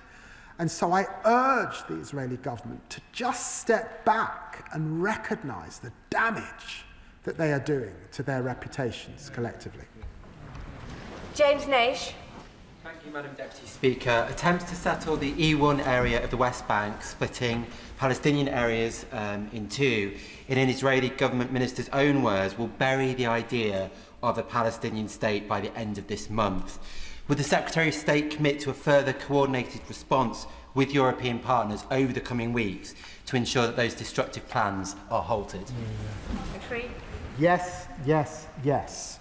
You know, I've spent time in Bedouin villages that would be entirely gone as a result of these abysmal plans. So, of course, I will continue to work with partners to oppose them. Richard Ford. Thank you, Madam Deputy Speaker. In May, the government revealed in court that it, the executive, had made recent assessments of the risk of breaches of international humanitarian law in Gaza. I say breaches, but the government revealed that it had found only one possible breach of IHL among tens of thousands of airstrikes in Gaza across 11 months. Surely this proves that the FCDO does not have the capacity to properly assess all the possible breaches of IHL in Gaza. Foreign Secretary. Well, it's axiomatic that the honourable gentleman is wrong. I made an assessment back in September that there was a clear risk. That was based on IHL assessments, and for that reason we suspended arms sales to Gaza. The machinery of government's working very well in terms of the assessments it's able to make, notwithstanding, of course, how difficult it is to get all the evidence that's necessary. Louise Sandert-Jones. Thank you, Madam Deputy Speaker. The famine in Gaza is clearly man-made and is abominable. The tens of thousands of civilians that have been brutally killed is abominable. The retention of the hostages by Hamas and even the retention of those who have passed away in their bodies is equally abominable. We can all see what is happening in Gaza and we can all see what is happening in the West Bank, and this cannot be allowed to continue. What more messages can we send to Netanyahu and the Israeli government to say that the two-state solution is the only way forward? It is the only way to guarantee the peace and security in the Middle East that every single innocent civilian deserves, and to stop the increased illegal settlements in the West Bank. Foreign Secretary. Well, I'd want to associate myself with the remarks of the honourable lady and congratulate her, I think, on her recent wedding. She's absolutely right, because there seem to be those in the Israeli government that either want to see one state in which it's incumbent on them to be clear about how everyone in that one state has equality before the law, or they want to see no state perpetuated forever. And that we must stand against, because it's not in the interests of Israel to be safe and secure, and it's fundamentally against the interests of the Palestinian people, because the desire for two states is a just cause and one we must stand behind. What action will His Majesty's government take if the government of Israel proceed with their plan to build in the E1 corridor? Foreign Secretary. I'm not going to get ahead of my skis. We continue to work with partners internationally on making those assessments. I spoke to the Israeli Foreign Minister and was very clear that we stand against this, and he will recall that the last government, when these plans surfaced, stood against the E1 development, and at that time I think the government's position was that they would recognise if they went ahead. So we will continue to make that assessment, but I hope we can see these plans put to one side. Claire Hanna. Last month, along with 8 party leaders across Northern Ireland, Scotland and Wales, I wrote to the Prime Minister about the catastrophic situation in Gaza and about the deficits in the UK response, alongside the unbearable suffering that we're seeing, biblical levels of injustice and pain and hunger. Does the Foreign Secretary recognise the parallel crisis in the belief of ordinary people across England, Scotland, Wales and Northern Ireland in international law and in the UK's response? People who aren't seeing their values reflected in the UK's actions, in the continued supply of arms, in the failure to levy all possible sanctions, and in the strings attached to the recognition of the State of Palestine. Foreign Secretary. Can I just be clear? There is a lot of mendacity in relation to some of the sort of TikTok stuff that you see. We have stopped the sale of arms to Gaza. We have stopped the direct sales of F-35s to Gaza. To Israel. Germany only just recently made a decision that we made last September. 1% of sales is what the UK represents. 90% are Germany and the US system. And there are many other governments that supply stuff that have not made the decisions that we have made. And on recognition, we will continue to work with partners as we head towards UNGA and make those necessary assessments. Edward Morello.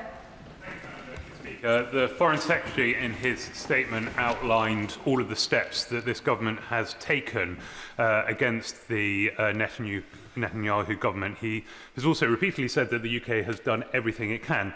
In my mind, both are tacit admittances of defeat, as we have seen the Netanyahu government increase its activity in Gaza, increase its prosecution and persecution of the Gazan people. My question to the Foreign Secretary is, if we have done so much and had no effect, if there is nothing left to do, what does he expect to change before the UN General Assembly meeting, and why should we not immediately recognise a Palestinian state? Foreign Secretary. Diplomacy is failing until it succeeds. So I'm not going to give in to the honourable gentleman's pessimism. And can I just say that in my conversations with Prime Minister Mustafa, after I had completed my statement at the UN, he walked up to me and gave me a warm embrace. We continue to work alongside the Palestinian Authority as we make these fine judgments. John Pearce. Thank you, Madam Deputy Speaker.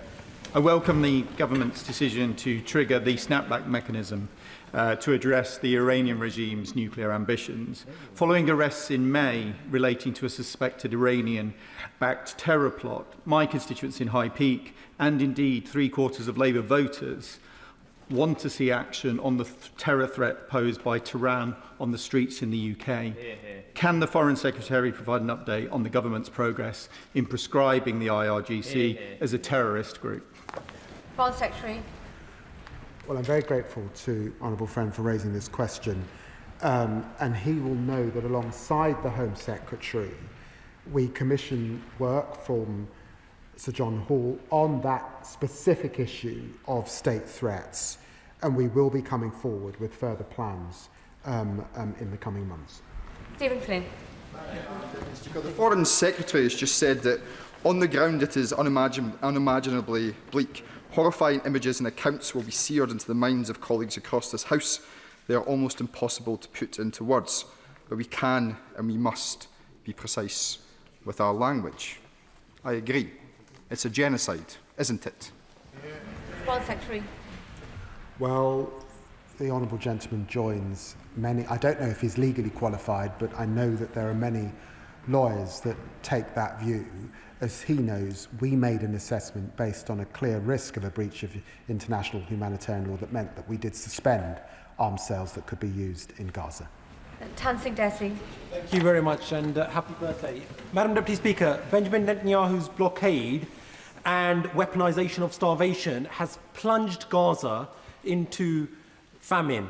And that is why the UN Secretary-General has described this man-made catastrophe as a failure of humanity. And while children die of hunger, unfortunately, we have a situation whereby the Israeli government continues to deny the existence of starvation in the very territory that it seeks to occupy.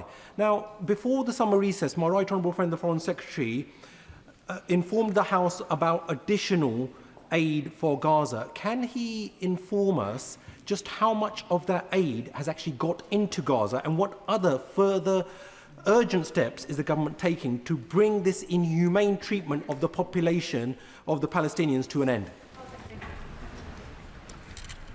Well, can I reassure my honourable friend that the good news is that the aid that we have supported is getting in. Now, principally that has been around medical supplies, and there are medical supplies that are replacing the dire situation that exists in Gaza. But it's also the case that we've been able to work with the World Food Programme, and the World Food Programme appear to be the UN agency that is having most effect at delivering aid on the ground. They're not sufficient, but it is having some effect. I will be in the region in the coming days discussing these issues in further detail. Kit Malthouse.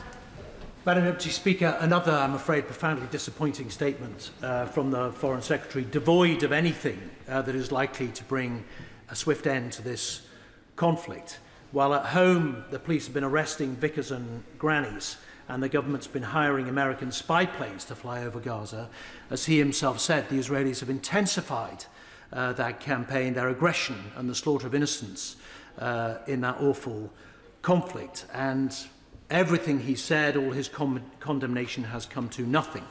In every statement I've been in this chamber that he's spoken at, he's stressed the importance of international humanitarian law. So my question today is why he's been so passive in defending the International Criminal Court in the face of another wave of American sanctions.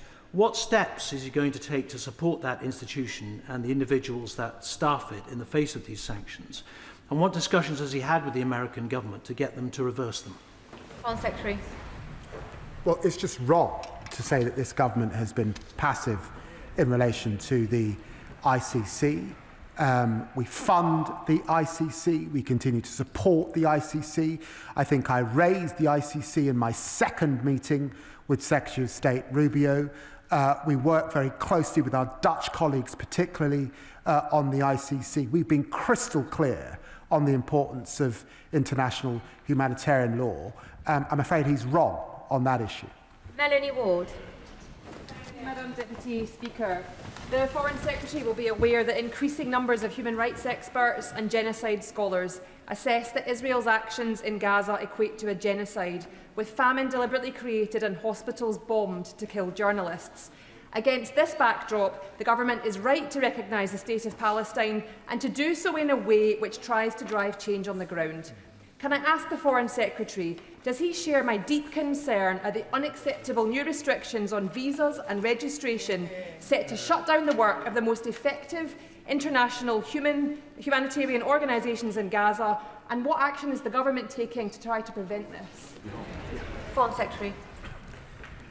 Well, my honourable friend is right.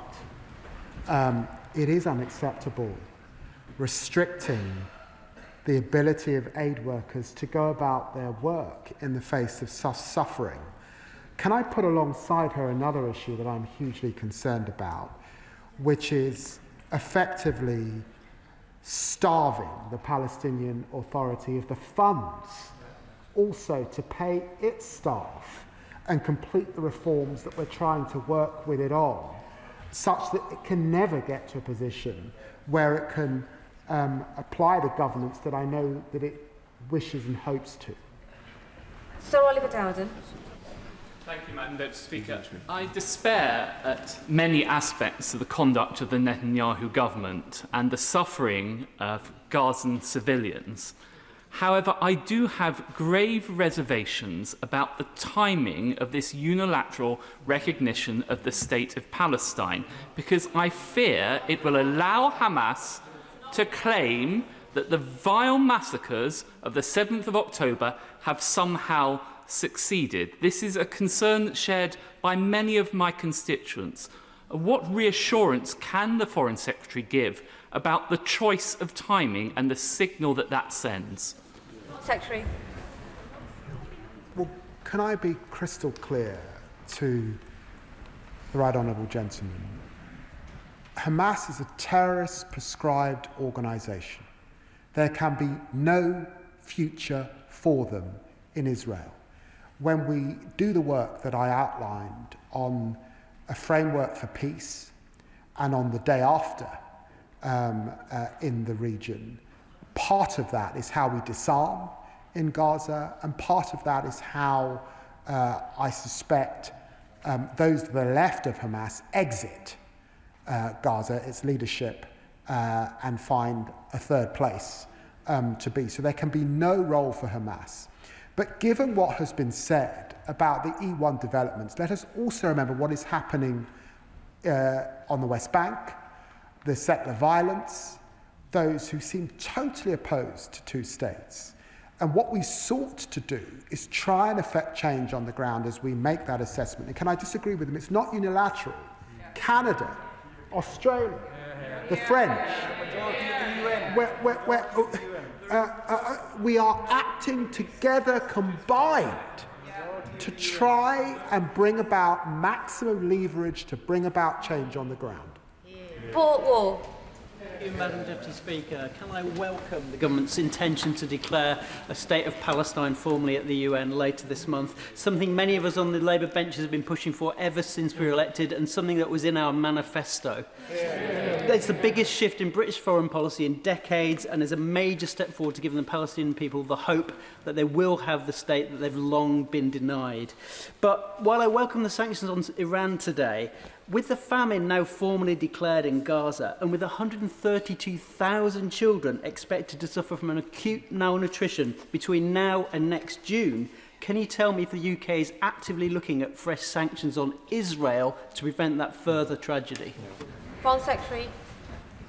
Well, I can't comment on sanctions from the dispatch box, but can I know that my honourable friend has campaigned long in his constituency and before on the issue of recognition, and so I'm grateful for his statements in relation to that, and I recognise that the situation I outlined, the situation that I was updated from by Tom Fletcher this morning, is grim, it's dire, it's horrendous, and that's why we have to work collectively with other partners. I'll be back in the region to see what more we can do.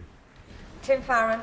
Thank you, Madam Deputy Speaker. This should not really be difficult. We can, as I do, passionately support Israel's right to exist securely and in peace.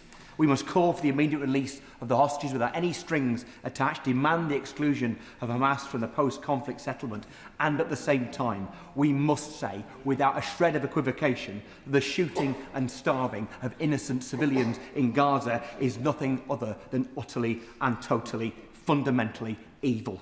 There can be no other word for it. So why has this government still failed to sanction Netanyahu and his entire cabinet? Secretary.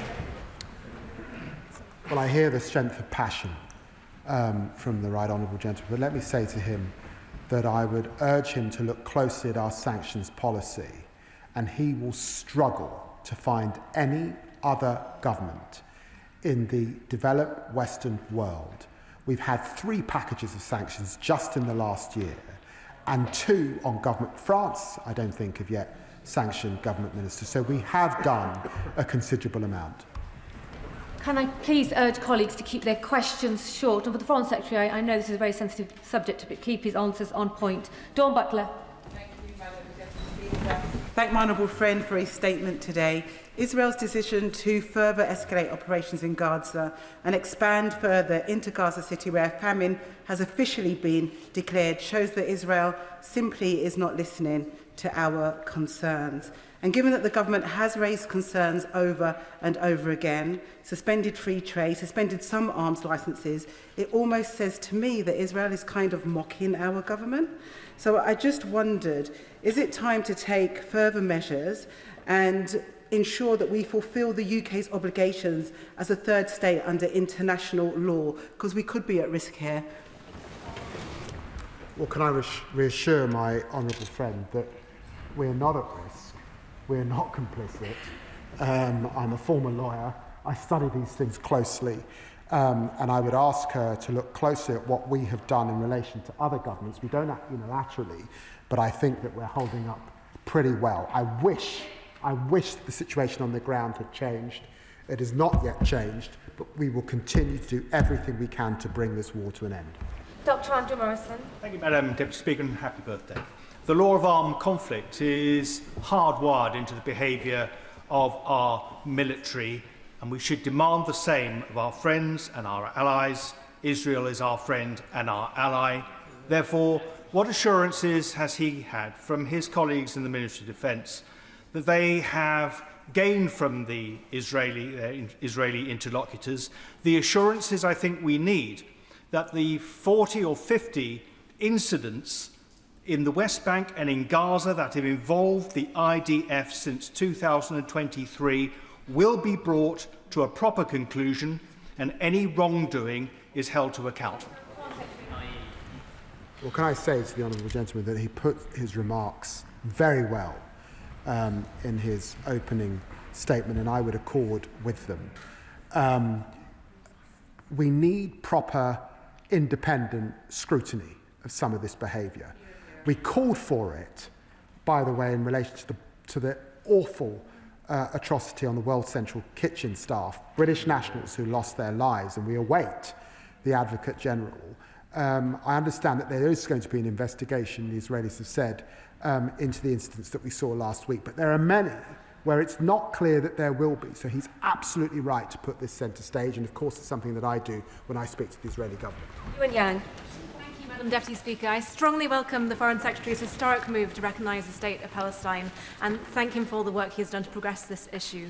While we follow the news from Gaza, let us remember the journalists who risked their lives to bring us the news.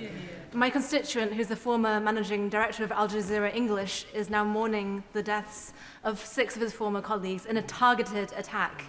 And I too am waiting for news from my former Financial Times colleague who is still stuck in Gaza, and he is starving and he is at risk.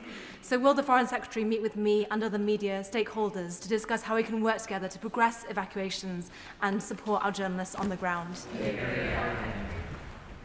Well, can I say I'm very grateful, because journalists and media workers play an essential role in putting the spotlight on the devastating reality of war. We're part of the Media Freedom Coalition, and the UK, of course, is urging Israel to allow immediate independent foreign media access and afford protection to journalists. I'm very happy to meet with her. Ellie Chowns. Thank you, Madam Deputy Speaker. The Israeli government is clearly hell-bent on their horrific plan of eradicating Palestine, with a continuing, ever-worsening genocide in Gaza, and now approval of the shocking E1 plan that will divide the West Bank and East Jerusalem. So how can the government continue to take no further action when there are so many options open to them?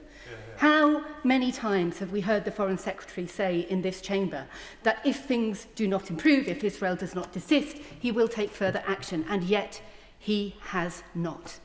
When will this government take action, end UK complicity, take action to end the horror in Palestine? Can I just say to the Honourable Lady We banned arms sales that could be used in Israel back in September. Germany did it just a few weeks ago. We have had 3 rounds of sanctions against Israeli settlers and some of the expansion that we're seeing. France are yet to do the same. I ask her also to look at the amount of money that this Parliament, this government has agreed to in terms of aid, particularly for medical supplies. She says there's more, but she doesn't quite articulate what more she believes we can do. All of us want to bring this war to an end. All of us want to bring through this, but it's becoming a bit too easy to assert, not recognising the work that we are leading globally. Andrew Pakes. Thank you, Madam Deputy Speaker. Can I thank my right honourable friend for his statement? Can I start on a positive point, which is that to thank the Foreign Secretary and the Parliamentary Under Secretary for the work they've done securing an agreement where we can get students and young people out of Gaza to continue their studies. So many of our debates make us feel powerless. We've demonstrated on one part of this jigsaw at least some power to change people's lives and getting them here to study, and I thank him. If that is the best of humanity, this summer's also seen the worst of humanity, with the forced starvation of hostages and of civilians waiting to get food at the food stations where it is. One of the concerns that I get raised often by constituents of mine is that will there be a Palestine and a West Bank and a Gaza left to recognise? Can you reassure us this government will strain every muscle to bring the international community together so we don't just recognise a state of Palestine, we start a process that delivers it on the ground? I'm very grateful to my honourable friend for his question and the way that he's standing up for the people of Peterborough. And let me just be absolutely clear. We have supported the departure of over 500 individuals from Gaza since the beginning of the conflict.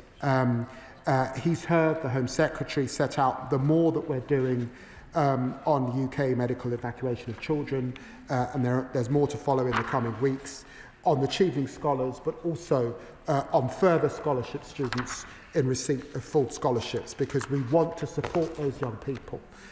They are the future of Gaza, and absolutely we will do everything we can to defend that two-state solution, to defend a concept that goes back a long way, and to recognise the responsibility that we have as the UK because of the Balfour Declaration and our obligations to both sides of this ancient conflict. Sir Julian Lewis. Like the Secretary of State, I've supported a two-state solution for very many years.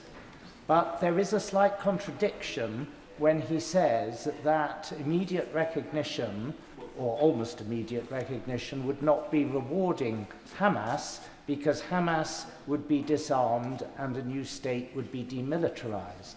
Is he saying that the recognition will not go ahead unless and until Hamas is disarmed? If the recognition is going to go ahead before Hamas is disarmed, shouldn't it be confined to those parts of Palestine that are currently represented by the Palestine Authority? Well, can I just remind the right honourable gentleman of the letter that President Abbas wrote to Macron, where he was clear for the first time that there can be no role for Hamas, and he will recognise that we will make that assessment on recognition in the coming weeks. But clearly the E1 settlement has moved the dial even further away from where we were a few weeks ago, and that recognition is a process. Meg Hillier. Thank you, Madam Deputy Speaker. Madam Deputy Speaker, the Foreign Secretary said that diplomacy fails until it succeeds.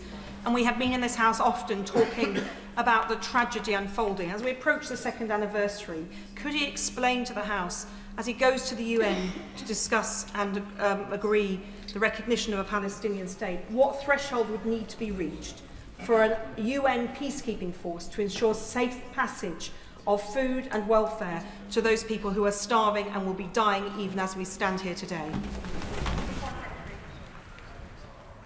Well, she will understand that the Israeli government has set itself against some of the UN agencies that would need to uphold that. And so I think that that feels unlikely in the conversations that we've had. But I do applaud the work of Cindy McCabe and the World Food Programme for the work that they have been able to do to get essential food to people that need it. Jeremy Corbyn. Thank you, Madam Deputy Speaker. The Foreign Secretary chose his words very carefully about arms supplies that could be used in Gaza. Could he be a bit clearer with the House on this? Are we still supplying parts for F-35 jets that are used to bombard people in Gaza? Is the overflying of RAF planes from RAF Akrotiri over Gaza being shared, the information being shared with the Israeli military forces?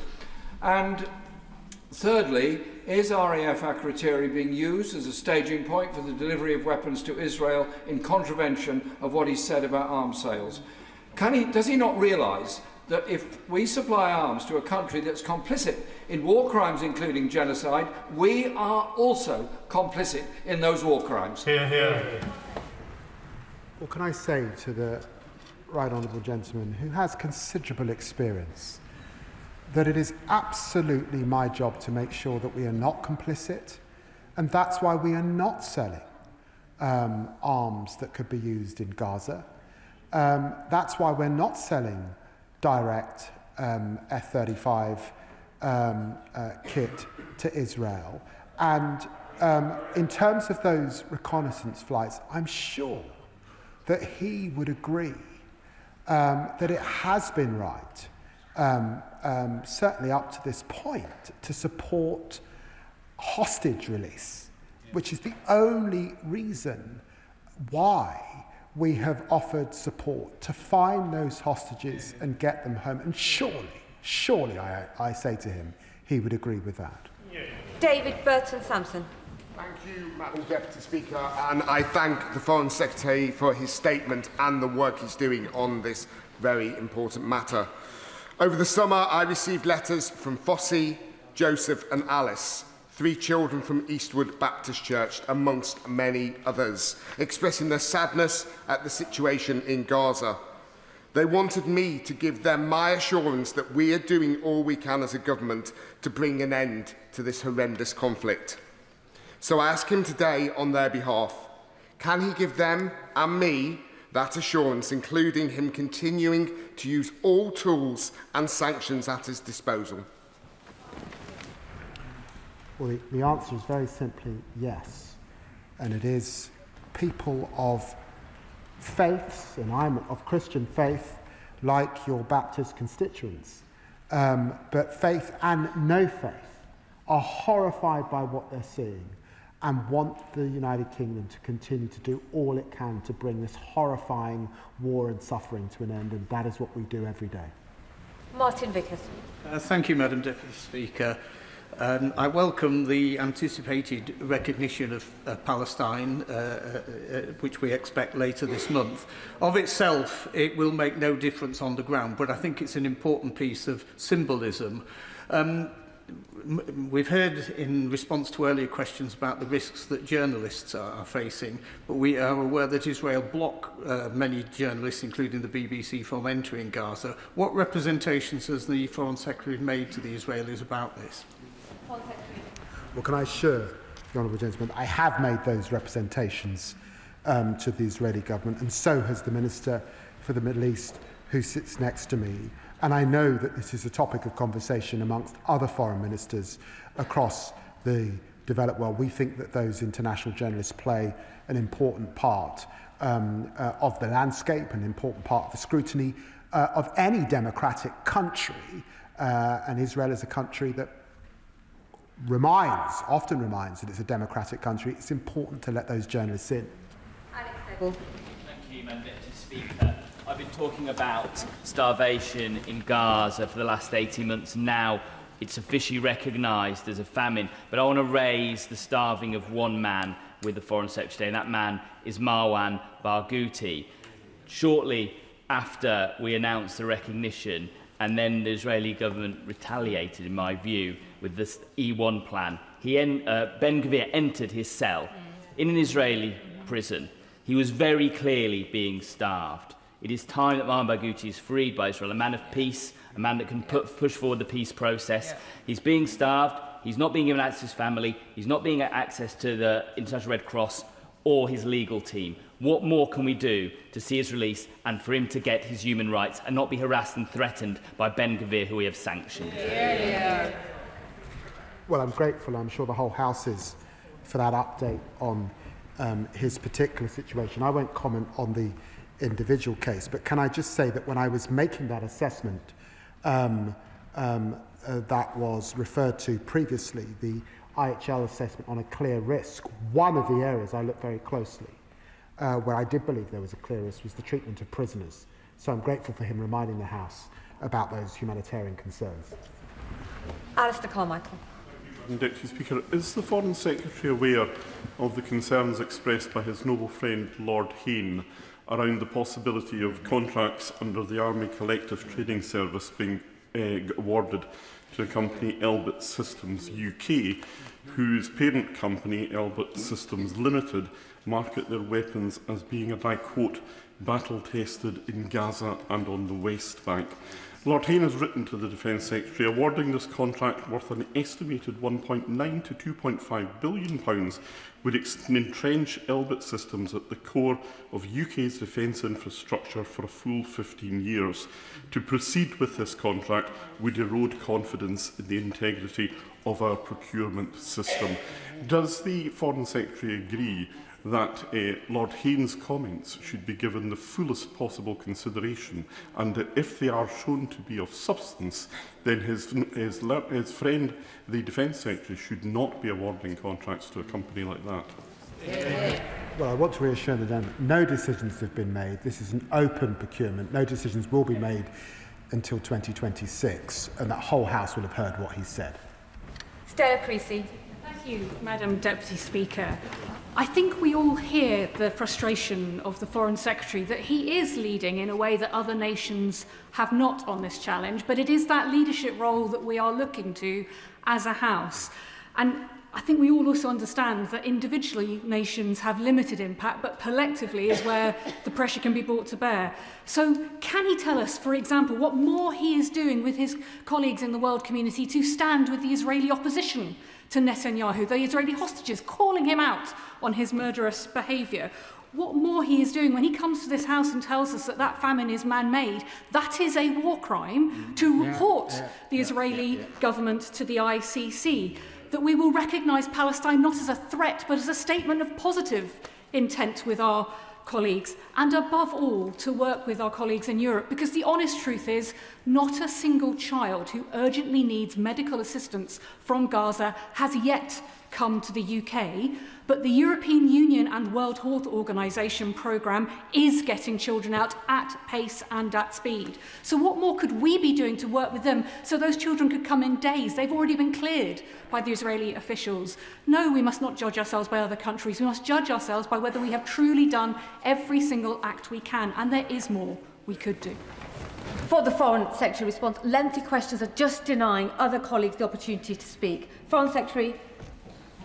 Well, can I reassure her that we are working with our European counterparts, and what I get when I speak to Kaja Kallas and other European foreign ministers is the deep frustrations that she's heard me express in my answers. Can I remind her of the further 15 million that we're finding today, that I've announced today, to support humanitarian efforts, and particularly the supply of medicines in the area. And I believe that the decisions that I announced at the UN a few weeks ago are absolutely not unilateral. They are working with other partners as we make an assessment on the ground of the situation prior to UNGA.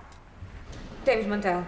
Thank you, Madam Deputy Speaker. Can the Foreign Secretary confirm that in his discussions with his US counterparts, he specifically raised the issue of delivery of aid? The United States is a hugely important actor in that regard, has the potential to be positive in terms of improving the existing arrangements, but also has the potential to be a blocker.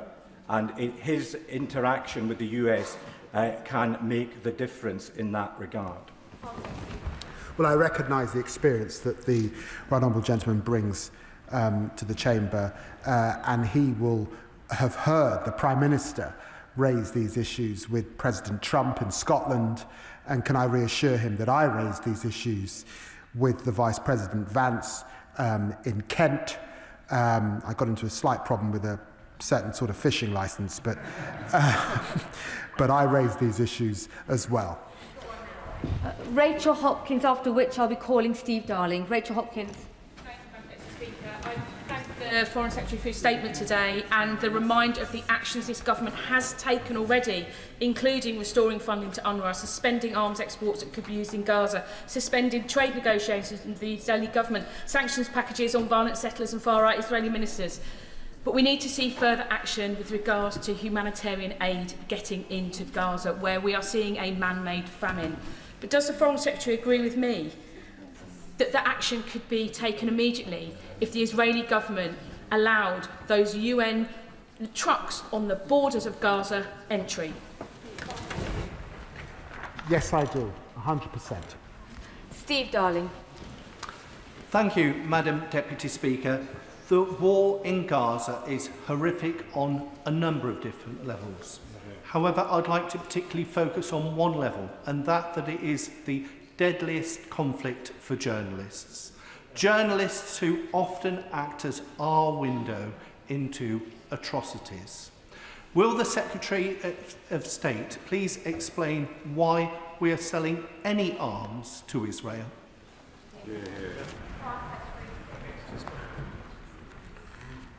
Well, I'd ask the honourable gentleman to look in detail at export licences and how they work. So I've said that we are not sending arms to Israel, but he will recognise, for example, that if there is body armour that NGOs use on the ground or that journalists use on the ground in the West Bank or indeed in Gaza, we are continuing to export that, and for the very reasons that he has said, I don't think he would want us to stop. Conlon. Deputy Speaker, can I welcome the announcements the Minister has made today, and in particular on support to get critically ill children out of Gaza into the UK to receive specialist NHS treatment.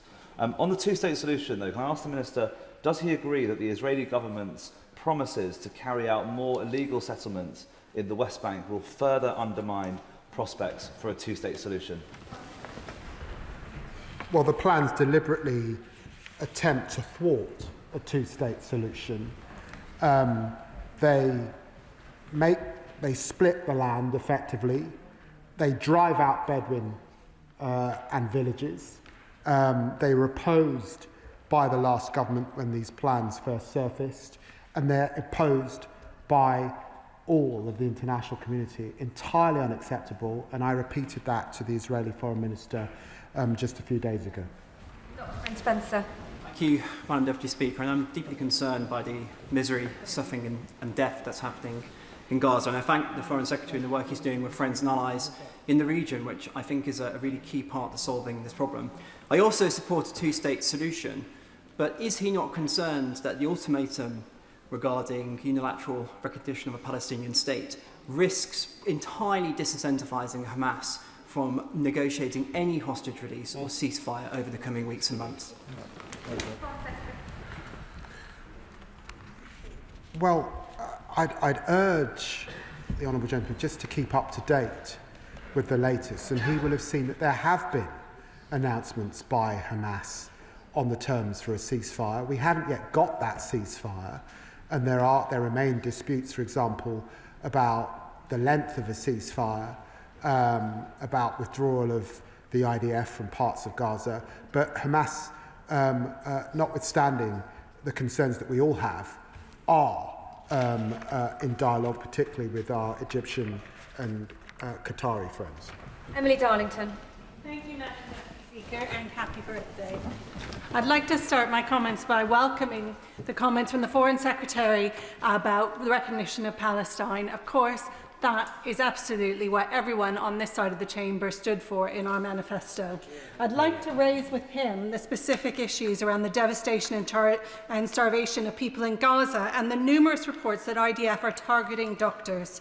Can the Foreign Secretary tell the House of the UK efforts to evacuate people with family links to the UK, including the case of Dr. Roddy, which I have raised many times in this House and with ministers? Well, can I say it was very humbling to meet with a group of doctors once more in New York who has served on the ground and to hear the hardships that they had experienced as very noble humanitarians. I think the Honourable Lady will see in the coming days UK efforts to evacuate people, particularly children, from Gaza. We do rely on Israeli permits, so it's not straightforward. It's not easy, but I'm grateful that she's put the issue of doctors front and centre this afternoon. Thank you, Madam Deputy Speaker. This morning, the Scottish Labour leader told a press conference in Glasgow that, and I quote, "There is a genocide happening in Gaza. I believe that Benjamin Netanyahu is a war criminal and he will have to face further sanctions." Madam Deputy Speaker, does the Foreign Secretary agree? Well, can I say that I've got a list of statements that have been made by Yair Lapid, the leader of the Democrats, Yair Golan, the Israeli Mossad director, Tamir Pardo, all of whom call into question much of what they're seeing on the ground, and some of them use phrases like ethnic cleansing. So, of course, I'm aware of what is being said. In the end, we need a ceasefire. We need to bring this horror show to an end. Clive Efford. I've known my right honourable friend for more than 25 years, and I know that if he was up here on these back benches, he'd be as angry and frustrated as we are. But it does get frustrating coming here, expressing our concerns. With all due respect, he wrings his hands and says we're doing all we can. We go away, nothing moves on. So what can my right honourable friend say to us today to say that there is hope of something changing in the near future? Because in the meantime, it's the hostages and the people in Gaza who pay the heaviest price. Well, I'm very grateful to my dear friend for what he has said, and he knows that this is extremely frustrating. I spoke to Envoy Steve Witkoff in the last 24 hours to be updated on the situation in terms of a ceasefire and the gaps that still exist between the two sides. There are still gaps, unfortunately.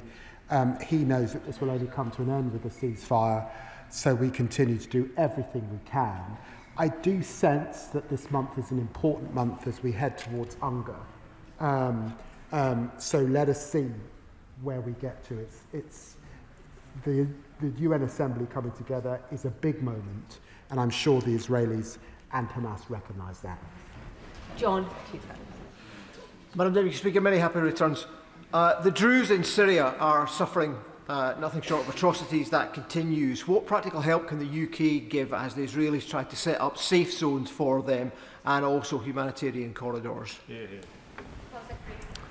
My honourable friend, the Minister for the Middle East, was there last week in Syria discussing these very same issues, and of course we've made representations to the Israelis about our concerns that some of their activity is undermining the prospects of the new government. Andy MacDonald. Speaker, I thank my right honourable friend for making it clear that this country has its historic responsibilities in the region, and he's been consistent in calling for a ceasefire month after month. That hasn't happened. So I just ask him in all sincerity, what changes does he really expect by simply continuing to repeat that? And if Israel has agency, has the ability to qualify through those unless statements whether recognition is granted, I ask him to reflect upon that, and in answer to the earlier exchange around the potential for a peacekeeping force, surely it should not be that Israel has the ability to put a block on that. The people of Palestine deserve better than that, surely. Well, can I be very clear to my honourable friend that Israel does not have a veto on our decision to recognise. And I hear what has been said about a peacekeeping force, but when I discussed these issues with the Secretary General at the UN a few weeks ago, there are real tensions that Israel has put in the way with their ability to work with the UN, and that's why I think it's doubtful that that will come to pass in the near time. Vicky Slade. Thank you, Madam Deputy Speaker. Back in May, I raised concerns about exemptions for licences for components that were going out to Israel, and I wrote to you and passed it on to the Department of Business and Trade. To date, I've had absolutely no reply, so I have absolutely no idea whether those licences have been suspended and those are not being used. My residents are worried, but while the licences are now for non-military items, the exemptions for licences may be used for things that could harm Palestinians. Can I ask the Minister to please do all that he can to work with these colleagues in the Department of Business to make sure that we can get that reassurance? Absolutely, I'll take that up. Sonia Kamal? Not in the chamber. Rupa Hawke?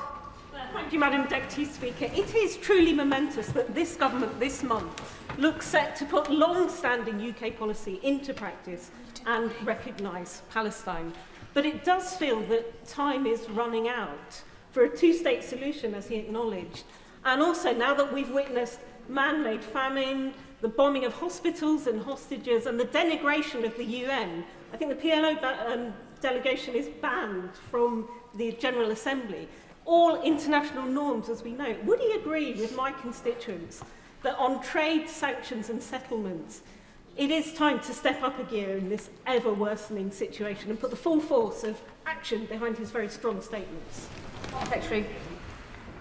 I disagree with that last part. I simply refer the Honourable Lady to what I've said. She will struggle to find another government in the developed Western world that's done more on sanctions than we have. Even our neighbours in France have not done as much as us, and the European Union have not done as much as us on this issue. And I think our record on humanitarian aid is considerable, and she's heard what's been said about the issue of recognition. Claire Young. Madam Deputy Speaker, I know that the hundreds of constituents who contacted me calling for action to end the heartbreaking suffering in Gaza will welcome the Foreign Secretary's recommitment to recognising Palestine. However, if, as he says, recognition is rooted in the principle of a two-state solution, why is granting it being used as a tool to change Israel's course, rather than taking other actions such as sanctioning Prime Minister Netanyahu? Well, I make no apology for trying to affect behaviour on the ground as we head to the UN General Assembly meeting, and to give diplomacy the chance. It still has an opportunity to work, and that is why we did it. Joanna Baxter. Madam Deputy Speaker, can I start by welcoming the announcement of the additional aid and medical care for Gaza that has been announced by the Secretary of State today. It's now widely reported that the Israeli government is considering the annexation of the West Bank as a direct result of the United Kingdom's plan to recognise the Palestinian statehood. So will the Secretary of State make it absolutely clear that that move would constitute a blatant breach of international law? And further, will he assure the House that the government will not hesitate to take the strongest possible action, diplomatically and politically, to condemn any such unlawful annexation? It would be a breach of international humanitarian law, and so we will keep working with our partners to try and ensure that it doesn't come about. Adnan Hussain. Thank you, Madam Deputy Speaker. The Foreign Secretary asks what more this government can do to ensure the genocide in Gaza is ended. Might I suggest that the doctrine of responsibility to protect is enacted by the United Nations, and any and all means possible are exhausted to demand an end to genocide. Intervene to defend the helpless. Intervene to help the trapped and starved civilians of Gaza, half of which, if I may remind the House, is made up of children. Act now, immediately. think I agree with everything that the honourable gentleman has said, and that is what we are attempting to do. We're in the just. Mr. Speaker, instead of taking substantive steps to end the appalling situation in Gaza, agree to an immediate ceasefire and long-term sustainable peace, the Israeli government has ignored us.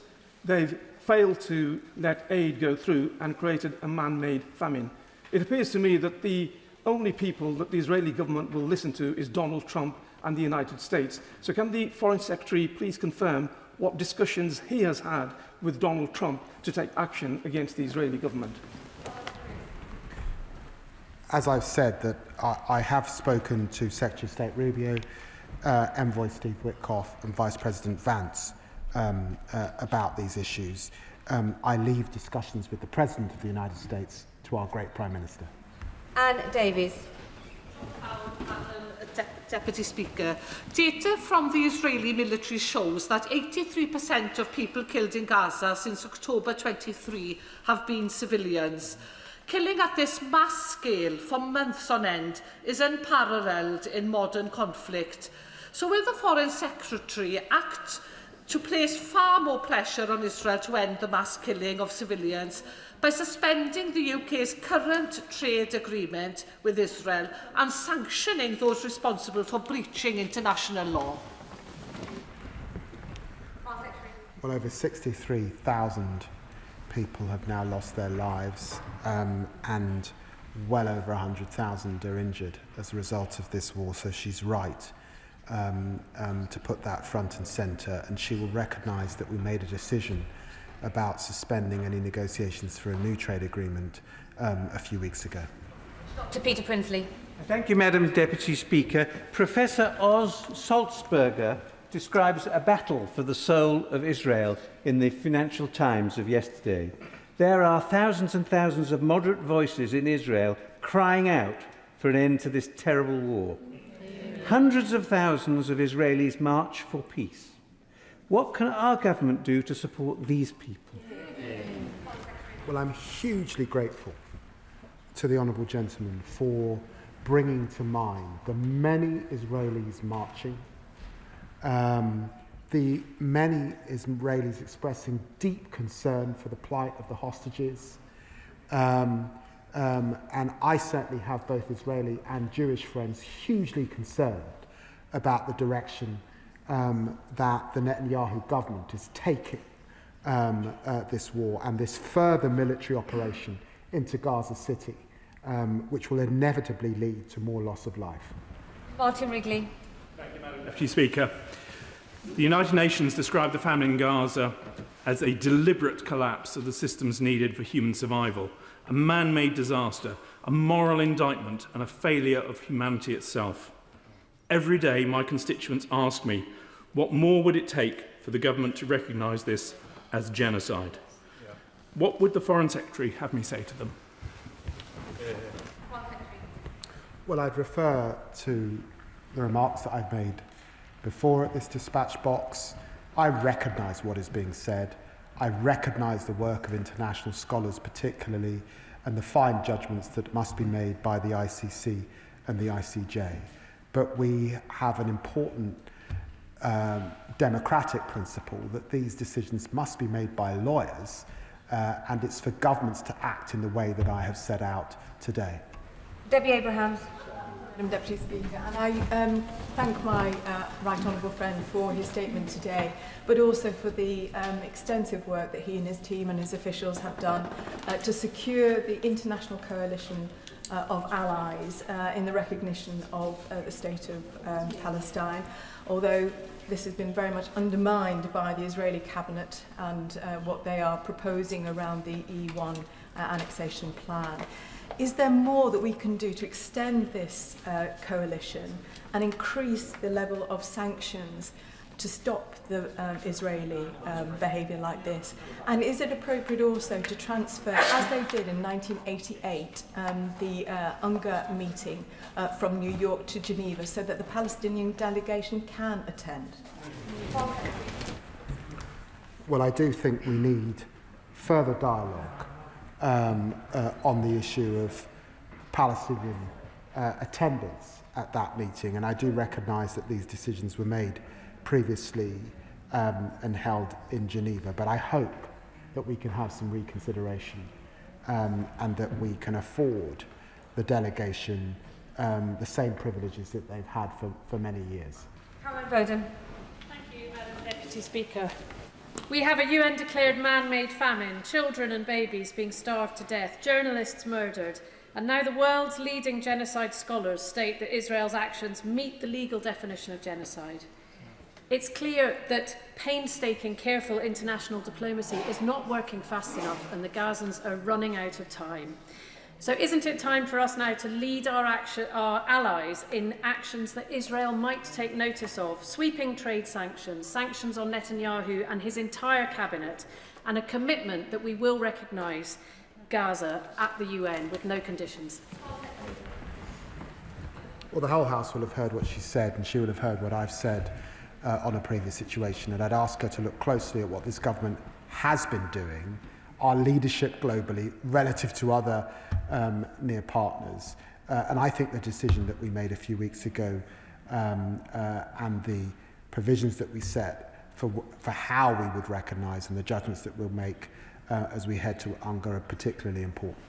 Patricia Ferguson. Thank you, Madam Deputy Speaker. I thank the Foreign Secretary very much for the action that's been taken by him and his colleagues to enable the safe passage of scholars to the UK, a number of whom hope to come to Glasgow University. And I'm also very grateful for the work being done to evacuate critically injured children. The Foreign Secretary has enumerated the number of children who have already died of famine, 119, with 132,000 under 5-year-olds also at risk of starvation in the next year. But we've already seen 17,000 children killed as a result of the conflict, and I refuse to call it a war because it isn't a war. There is one side that has arms and another side that does not have an equality of arms. But the Foreign Secretary has previously said that he would never rule out anything that could be helpful in this regard. And I understand why he will not commit to further sanctions at the dispatch box. But can he assure the House that he has not ruled out further sanctions or any other actions that might be helpful, both in the run-up to the UN meeting and beyond? Well, can I thank my honourable friend for what she's saying in relation to children, and also state that, of course, not just the children who have died as a result of famine, which is horrific, but the many, many thousands of children who are malnourished. And anyone who knows anything about education and children is if you are malnourished children, then you are affecting outcomes for them as they get older and move towards adulthood. And that's why this is so horrific and so disastrous for the consequences of peace and the outcomes that we want to see. I've heard what she said about sanctions. Iqbal Mohammed. Thank you, Madam Deputy Speaker. The Foreign Secretary said that we can and must be precise with our language. I stand here 23 months after the atrocities of October the 7th, completely unforgivable atrocities against civilians and other innocent people, and I join in his call for all hostages to be released. However, since the 8th of October 2024, Israel has been extremely precise in its language about what it was going to do in response to October the 7th. Their playbook of war crime, genocide, murder, starvation, water blockages, power cuts, bombing hospitals and schools was laid out in extreme detail for all of us to see. Nobody on this planet can say we did not know. And over the 23 months, there has been nothing that this government has done that has prevented Israel from enacting its line-by-line extermination plan. It doesn't want two states between Palestine and Israel. It actually doesn't care about the lives of the remaining hostages. So what will this government do to help Israel see sense and save lives, both the hostages and the Palestinians? I do think it's important, notwithstanding strength of feeling of the honourable gentleman, that he recognise when he says Israel, that Israel is a complex place of many opinions, and he will have found disputes, I think, certainly from the government, but I think many people in this chamber, on the direction of travel that the Netanyahu government has set themselves and the extremists that exist in that government that have taken them on a certain path. And I do think that's an important qualification. And we are doing all that we can, but he will recognise that we do that with partners seeking to exert leverage, and that's why we've made the decisions that we have most recently. John Slinger. Speaker, does my right honourable friend agree that now more than ever the will of the international community must take precedence over the will of those who perpetuate conflict and deny a two-state solution? Of course that means Hamas, but also, sadly, this Israeli government. Can he assure me that the government is looking at previous conflicts where the international community, with Britain at the forefront, did, despite difficulties, end conflicts and build a fair and just peace, overcoming facts on the ground and restoring hope? Well, no conflict is the same, and this is a region that obviously has had numerous conflicts over the year. What we've seen over the last 23 months has been horrific, and it's my job as the country's chief diplomat to do everything I can to stretch every sinew to try and bring this to an end, working with colleagues, and to keep my language diplomatic. Andrew George. Thank you, Madam Deputy Speaker. We often get distracted with the semantics and jurisprudence of terms like genocide and an ethnic cleansing.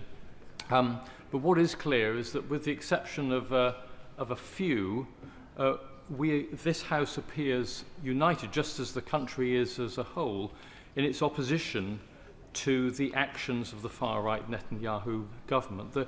The Foreign Secretary says that he wants to give diplomacy a chance, and he constantly repeats that intention. But what can he say to demonstrate to us that he's not being completely ignored throughout this? And if he can't do that, can he at least assure us that he won't allow the Elbit contract to go through, that RAF Akrotiri will not be used to the advantage of the Israeli military, and that there is no trade with illegal settlements? I think on the three last points, yes.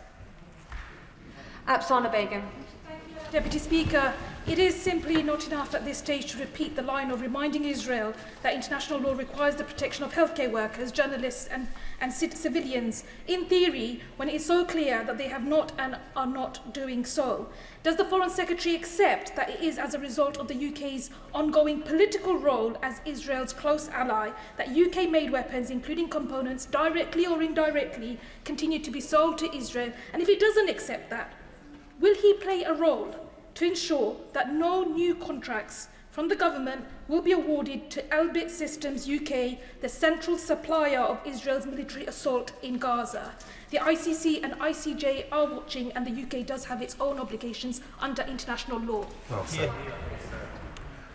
Well, I'm grateful to the Honourable Lady, but as I've said, we are not supplying arms to Israel. That was a decision made back in September, and it's my obligation, a very solemn undertaking, to ensure that we are not complicit. The standard that this legislature set is a very low one. It's a clear risk. It's not actually as high as standards that are found in international courts, and for that reason we suspended sales that could be used in Gaza, notwithstanding some of the mendacity that you see online. Ayub Khan. Deputy Speaker, despite all the protestations that we've had from that dispatch box by the Foreign Secretary, by the Prime Minister and others, it seems that Israel and Benjamin Netanyahu will stop at nothing. Just like a dog who's tasted blood, Netanyahu can only be stopped by military intervention. But my question to the Foreign Secretary, just to make it absolutely clear, is that we're not working with the likes of Canada, Australia, and France when it comes to the recognition of the state of Palestine, because what we have adopted is what's known as a contradictory conditional statement. So can the Foreign Secretary make it plain that the UK Labour Party government's position is that we will not recognise the state of Palestine so long as Benjamin Netanyahu fulfills certain conditions? I set out my statement very clearly in the UN. The Prime Minister set out his statement at number 10. When I finished my statement, the Prime Minister of the Palestinian Authority came to me and gave me an embrace. Yet the honourable gentleman thinks he knows more and that he got it wrong. Of course we're working with our partners. Of course we're trying to change the situation on the ground. I make absolutely no apologies for that. We will make our assessments for UNGA. Your judgment on this occasion is wrong. Clive Betts. Thank you, Madam Deputy Speaker. But I say to the Foreign Secretary, I very much welcome the commitment to recognise the Palestinian state, which some of us have fought for many years. I also welcome the rest of his statement insofar as it goes. He's right to condemn what the Israelis are doing in Gaza with a policy of starvation.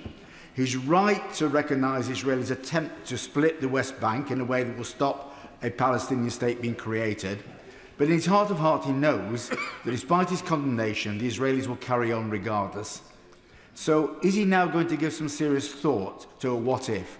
What action, further action, on top of the other actions the government's already taken, is the government prepared to take to actually hold the Israelis to account and get them to recognise the force of the international arguments against them on both these points?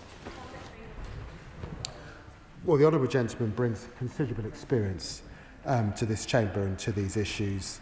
And of course, as he would expect, both as Foreign Secretary and as the SCDO, we plan for all scenarios.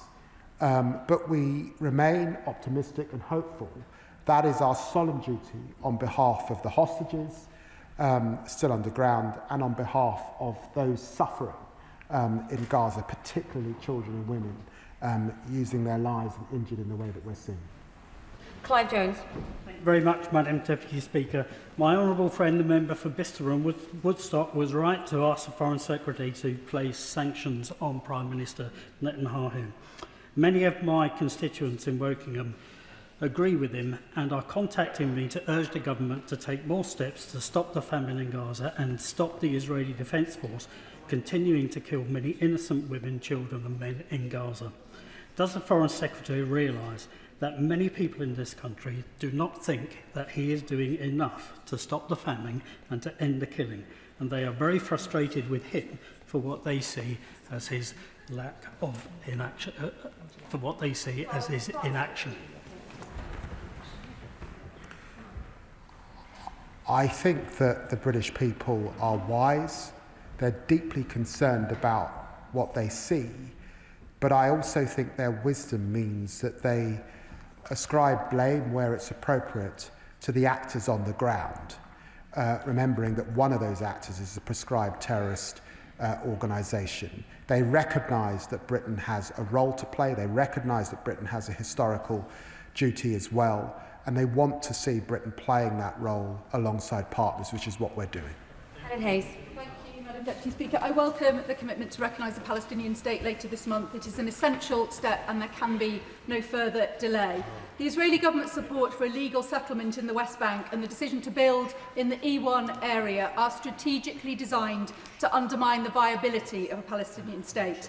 Will the Foreign Secretary therefore commit to introduce a ban on all settlement trade, including services and investments, so that money from the UK cannot be used to fund this illegal occupation and the state of Palestine, which we are rightly recognising, has a chance to become a reality?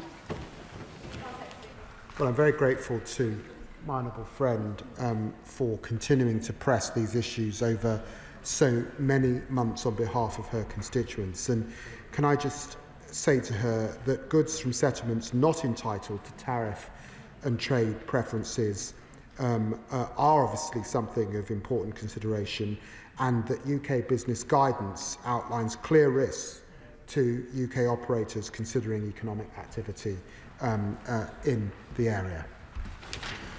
This debate will conclude this statement, at 8 o'clock, because we have another urgent statement on Ukraine, so colleagues need to be as fast as they can. Chris Coughlin.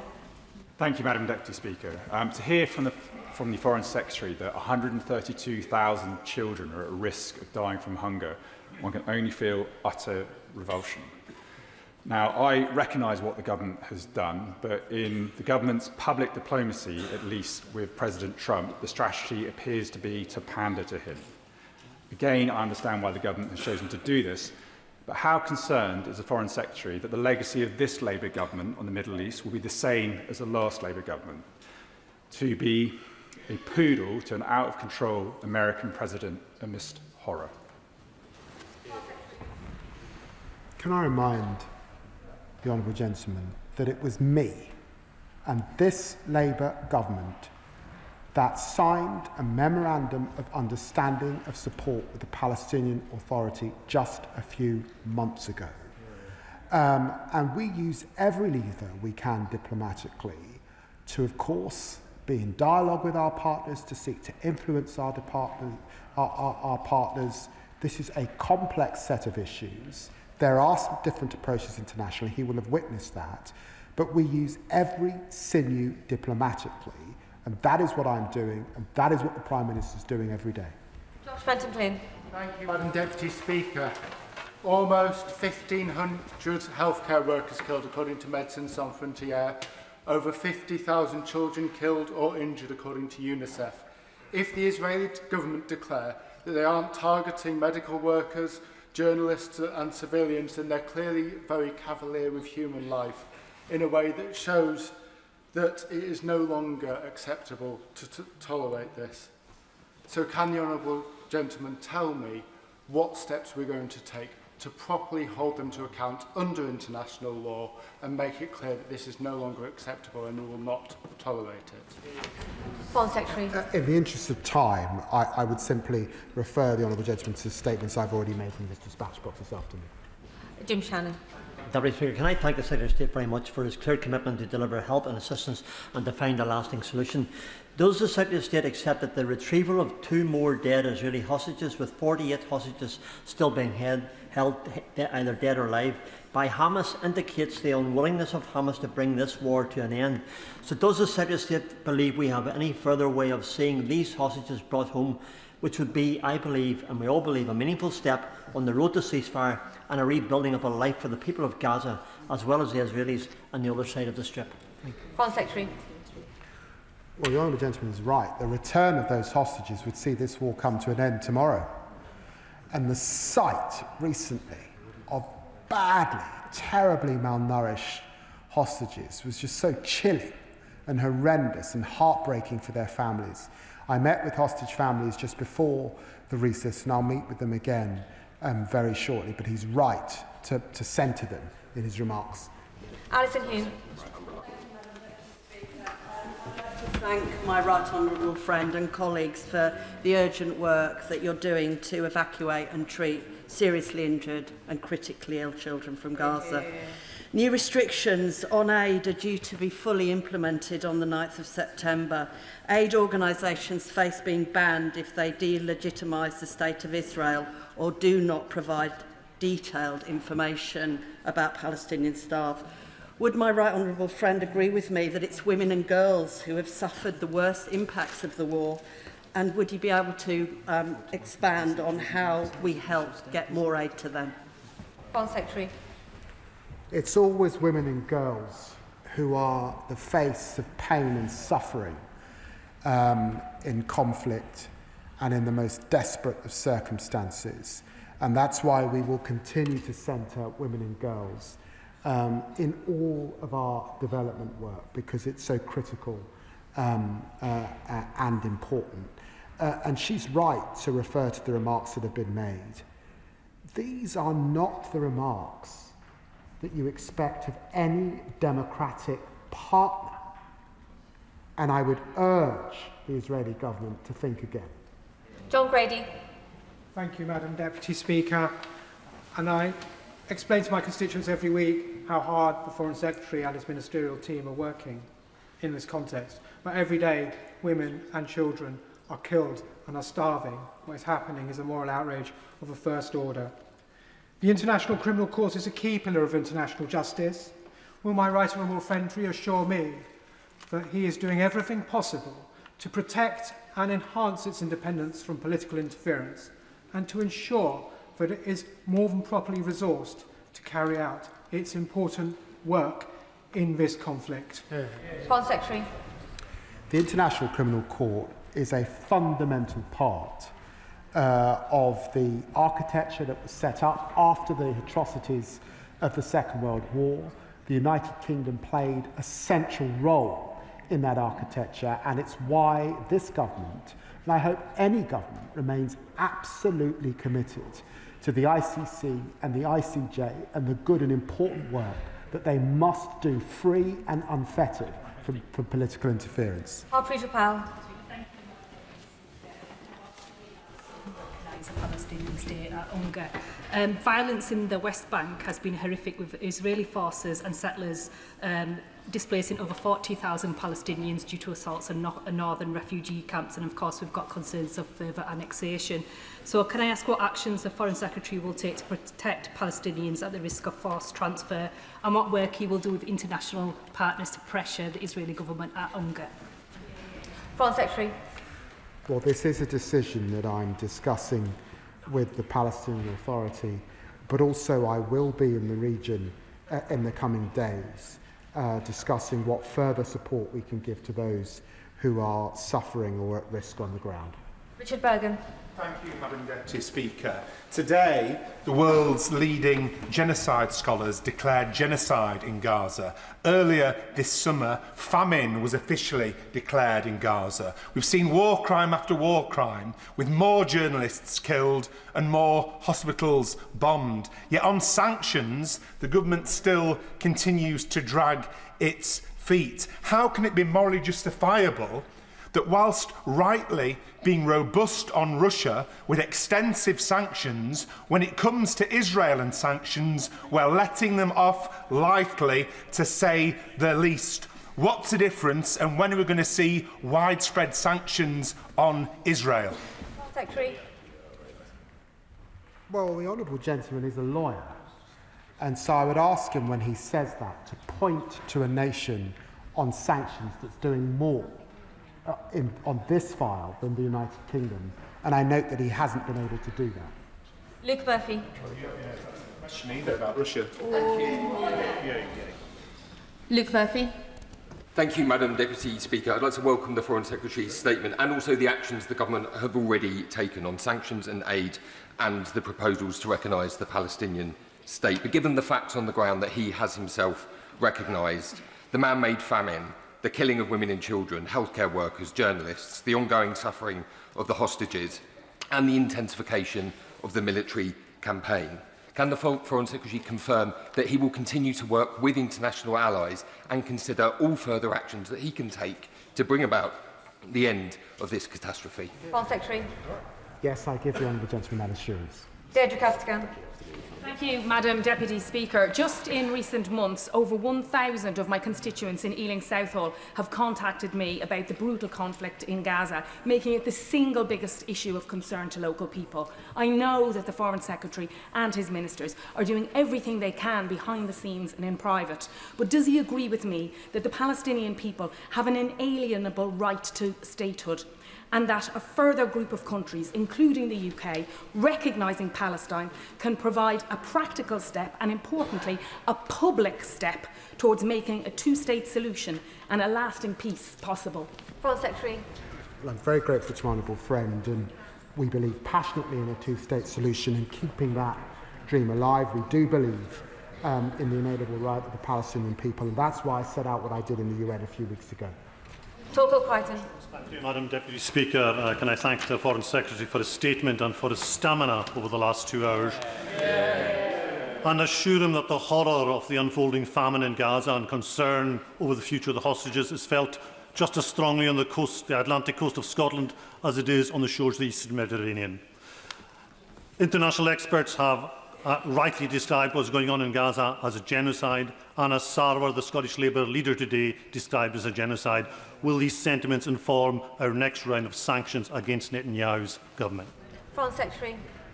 Grateful to my honourable friend, and I recognise what is being said by international scholars around the world, and he will recognise the sombre decisions that we've taken in relation to international humanitarian law, and particularly the suspension of arms sales. I've tried to go as fast as I can, and I apologise to all the colleagues that are disappointed, but the final question goes to Tom Hayes. Thank you, Madam Deputy Speaker. What happened on October 7th was inhumane. Hamas are terrorists and the hostages must be returned immediately and safely. Israel is behaving insufferably. It is unacceptable what the Israeli government is doing. The International Criminal Court has indicted Israeli leaders of the war crime of starvation. It is impossible to avoid the conclusion that the Israeli government is guilty of violating articles of the 4th Geneva Convention. Will the government do all that it can to support British prosecutors and our British courts to arrest and hold to account war criminals? Foreign Secretary. Well, I'm very grateful to the honourable gentleman and Madam Deputy Speaker. I too am sorry that other colleagues who were wanting to get in did not get in today, but I'm sure that much of the global community will see the strength of feeling in the Chamber this afternoon in relation to this horrific war. And it's absolutely my great honour as Foreign Secretary to stand shoulder to shoulder with those giants of this Chamber that gave us the international humanitarian architecture that we have, and to be absolutely crystal clear in our support. That is the end of the statement on the Middle East. Point of order, is it really relevant right now? Point of order, Kit Malthouse. Madam Deputy Speaker, thank you. On the 22nd of April, I wrote to the Foreign Secretary and the Attorney General raising a number of matters to do with domestic legal issues and our international obligations with regard to this conflict. 132 days later, I have yet to receive a reply. What steps can I take to elucidate the information I need from the Foreign Secretary? I thank the honourable member for giving notice of his point of order. This is not a matter for the chair, but the honourable member has put his concerns on the record and they've been heard by the front bench and the Foreign Secretary himself. Now, I'll give the front benches a few moments if they swiftly swap over so we can get on to the next statement on Ukraine.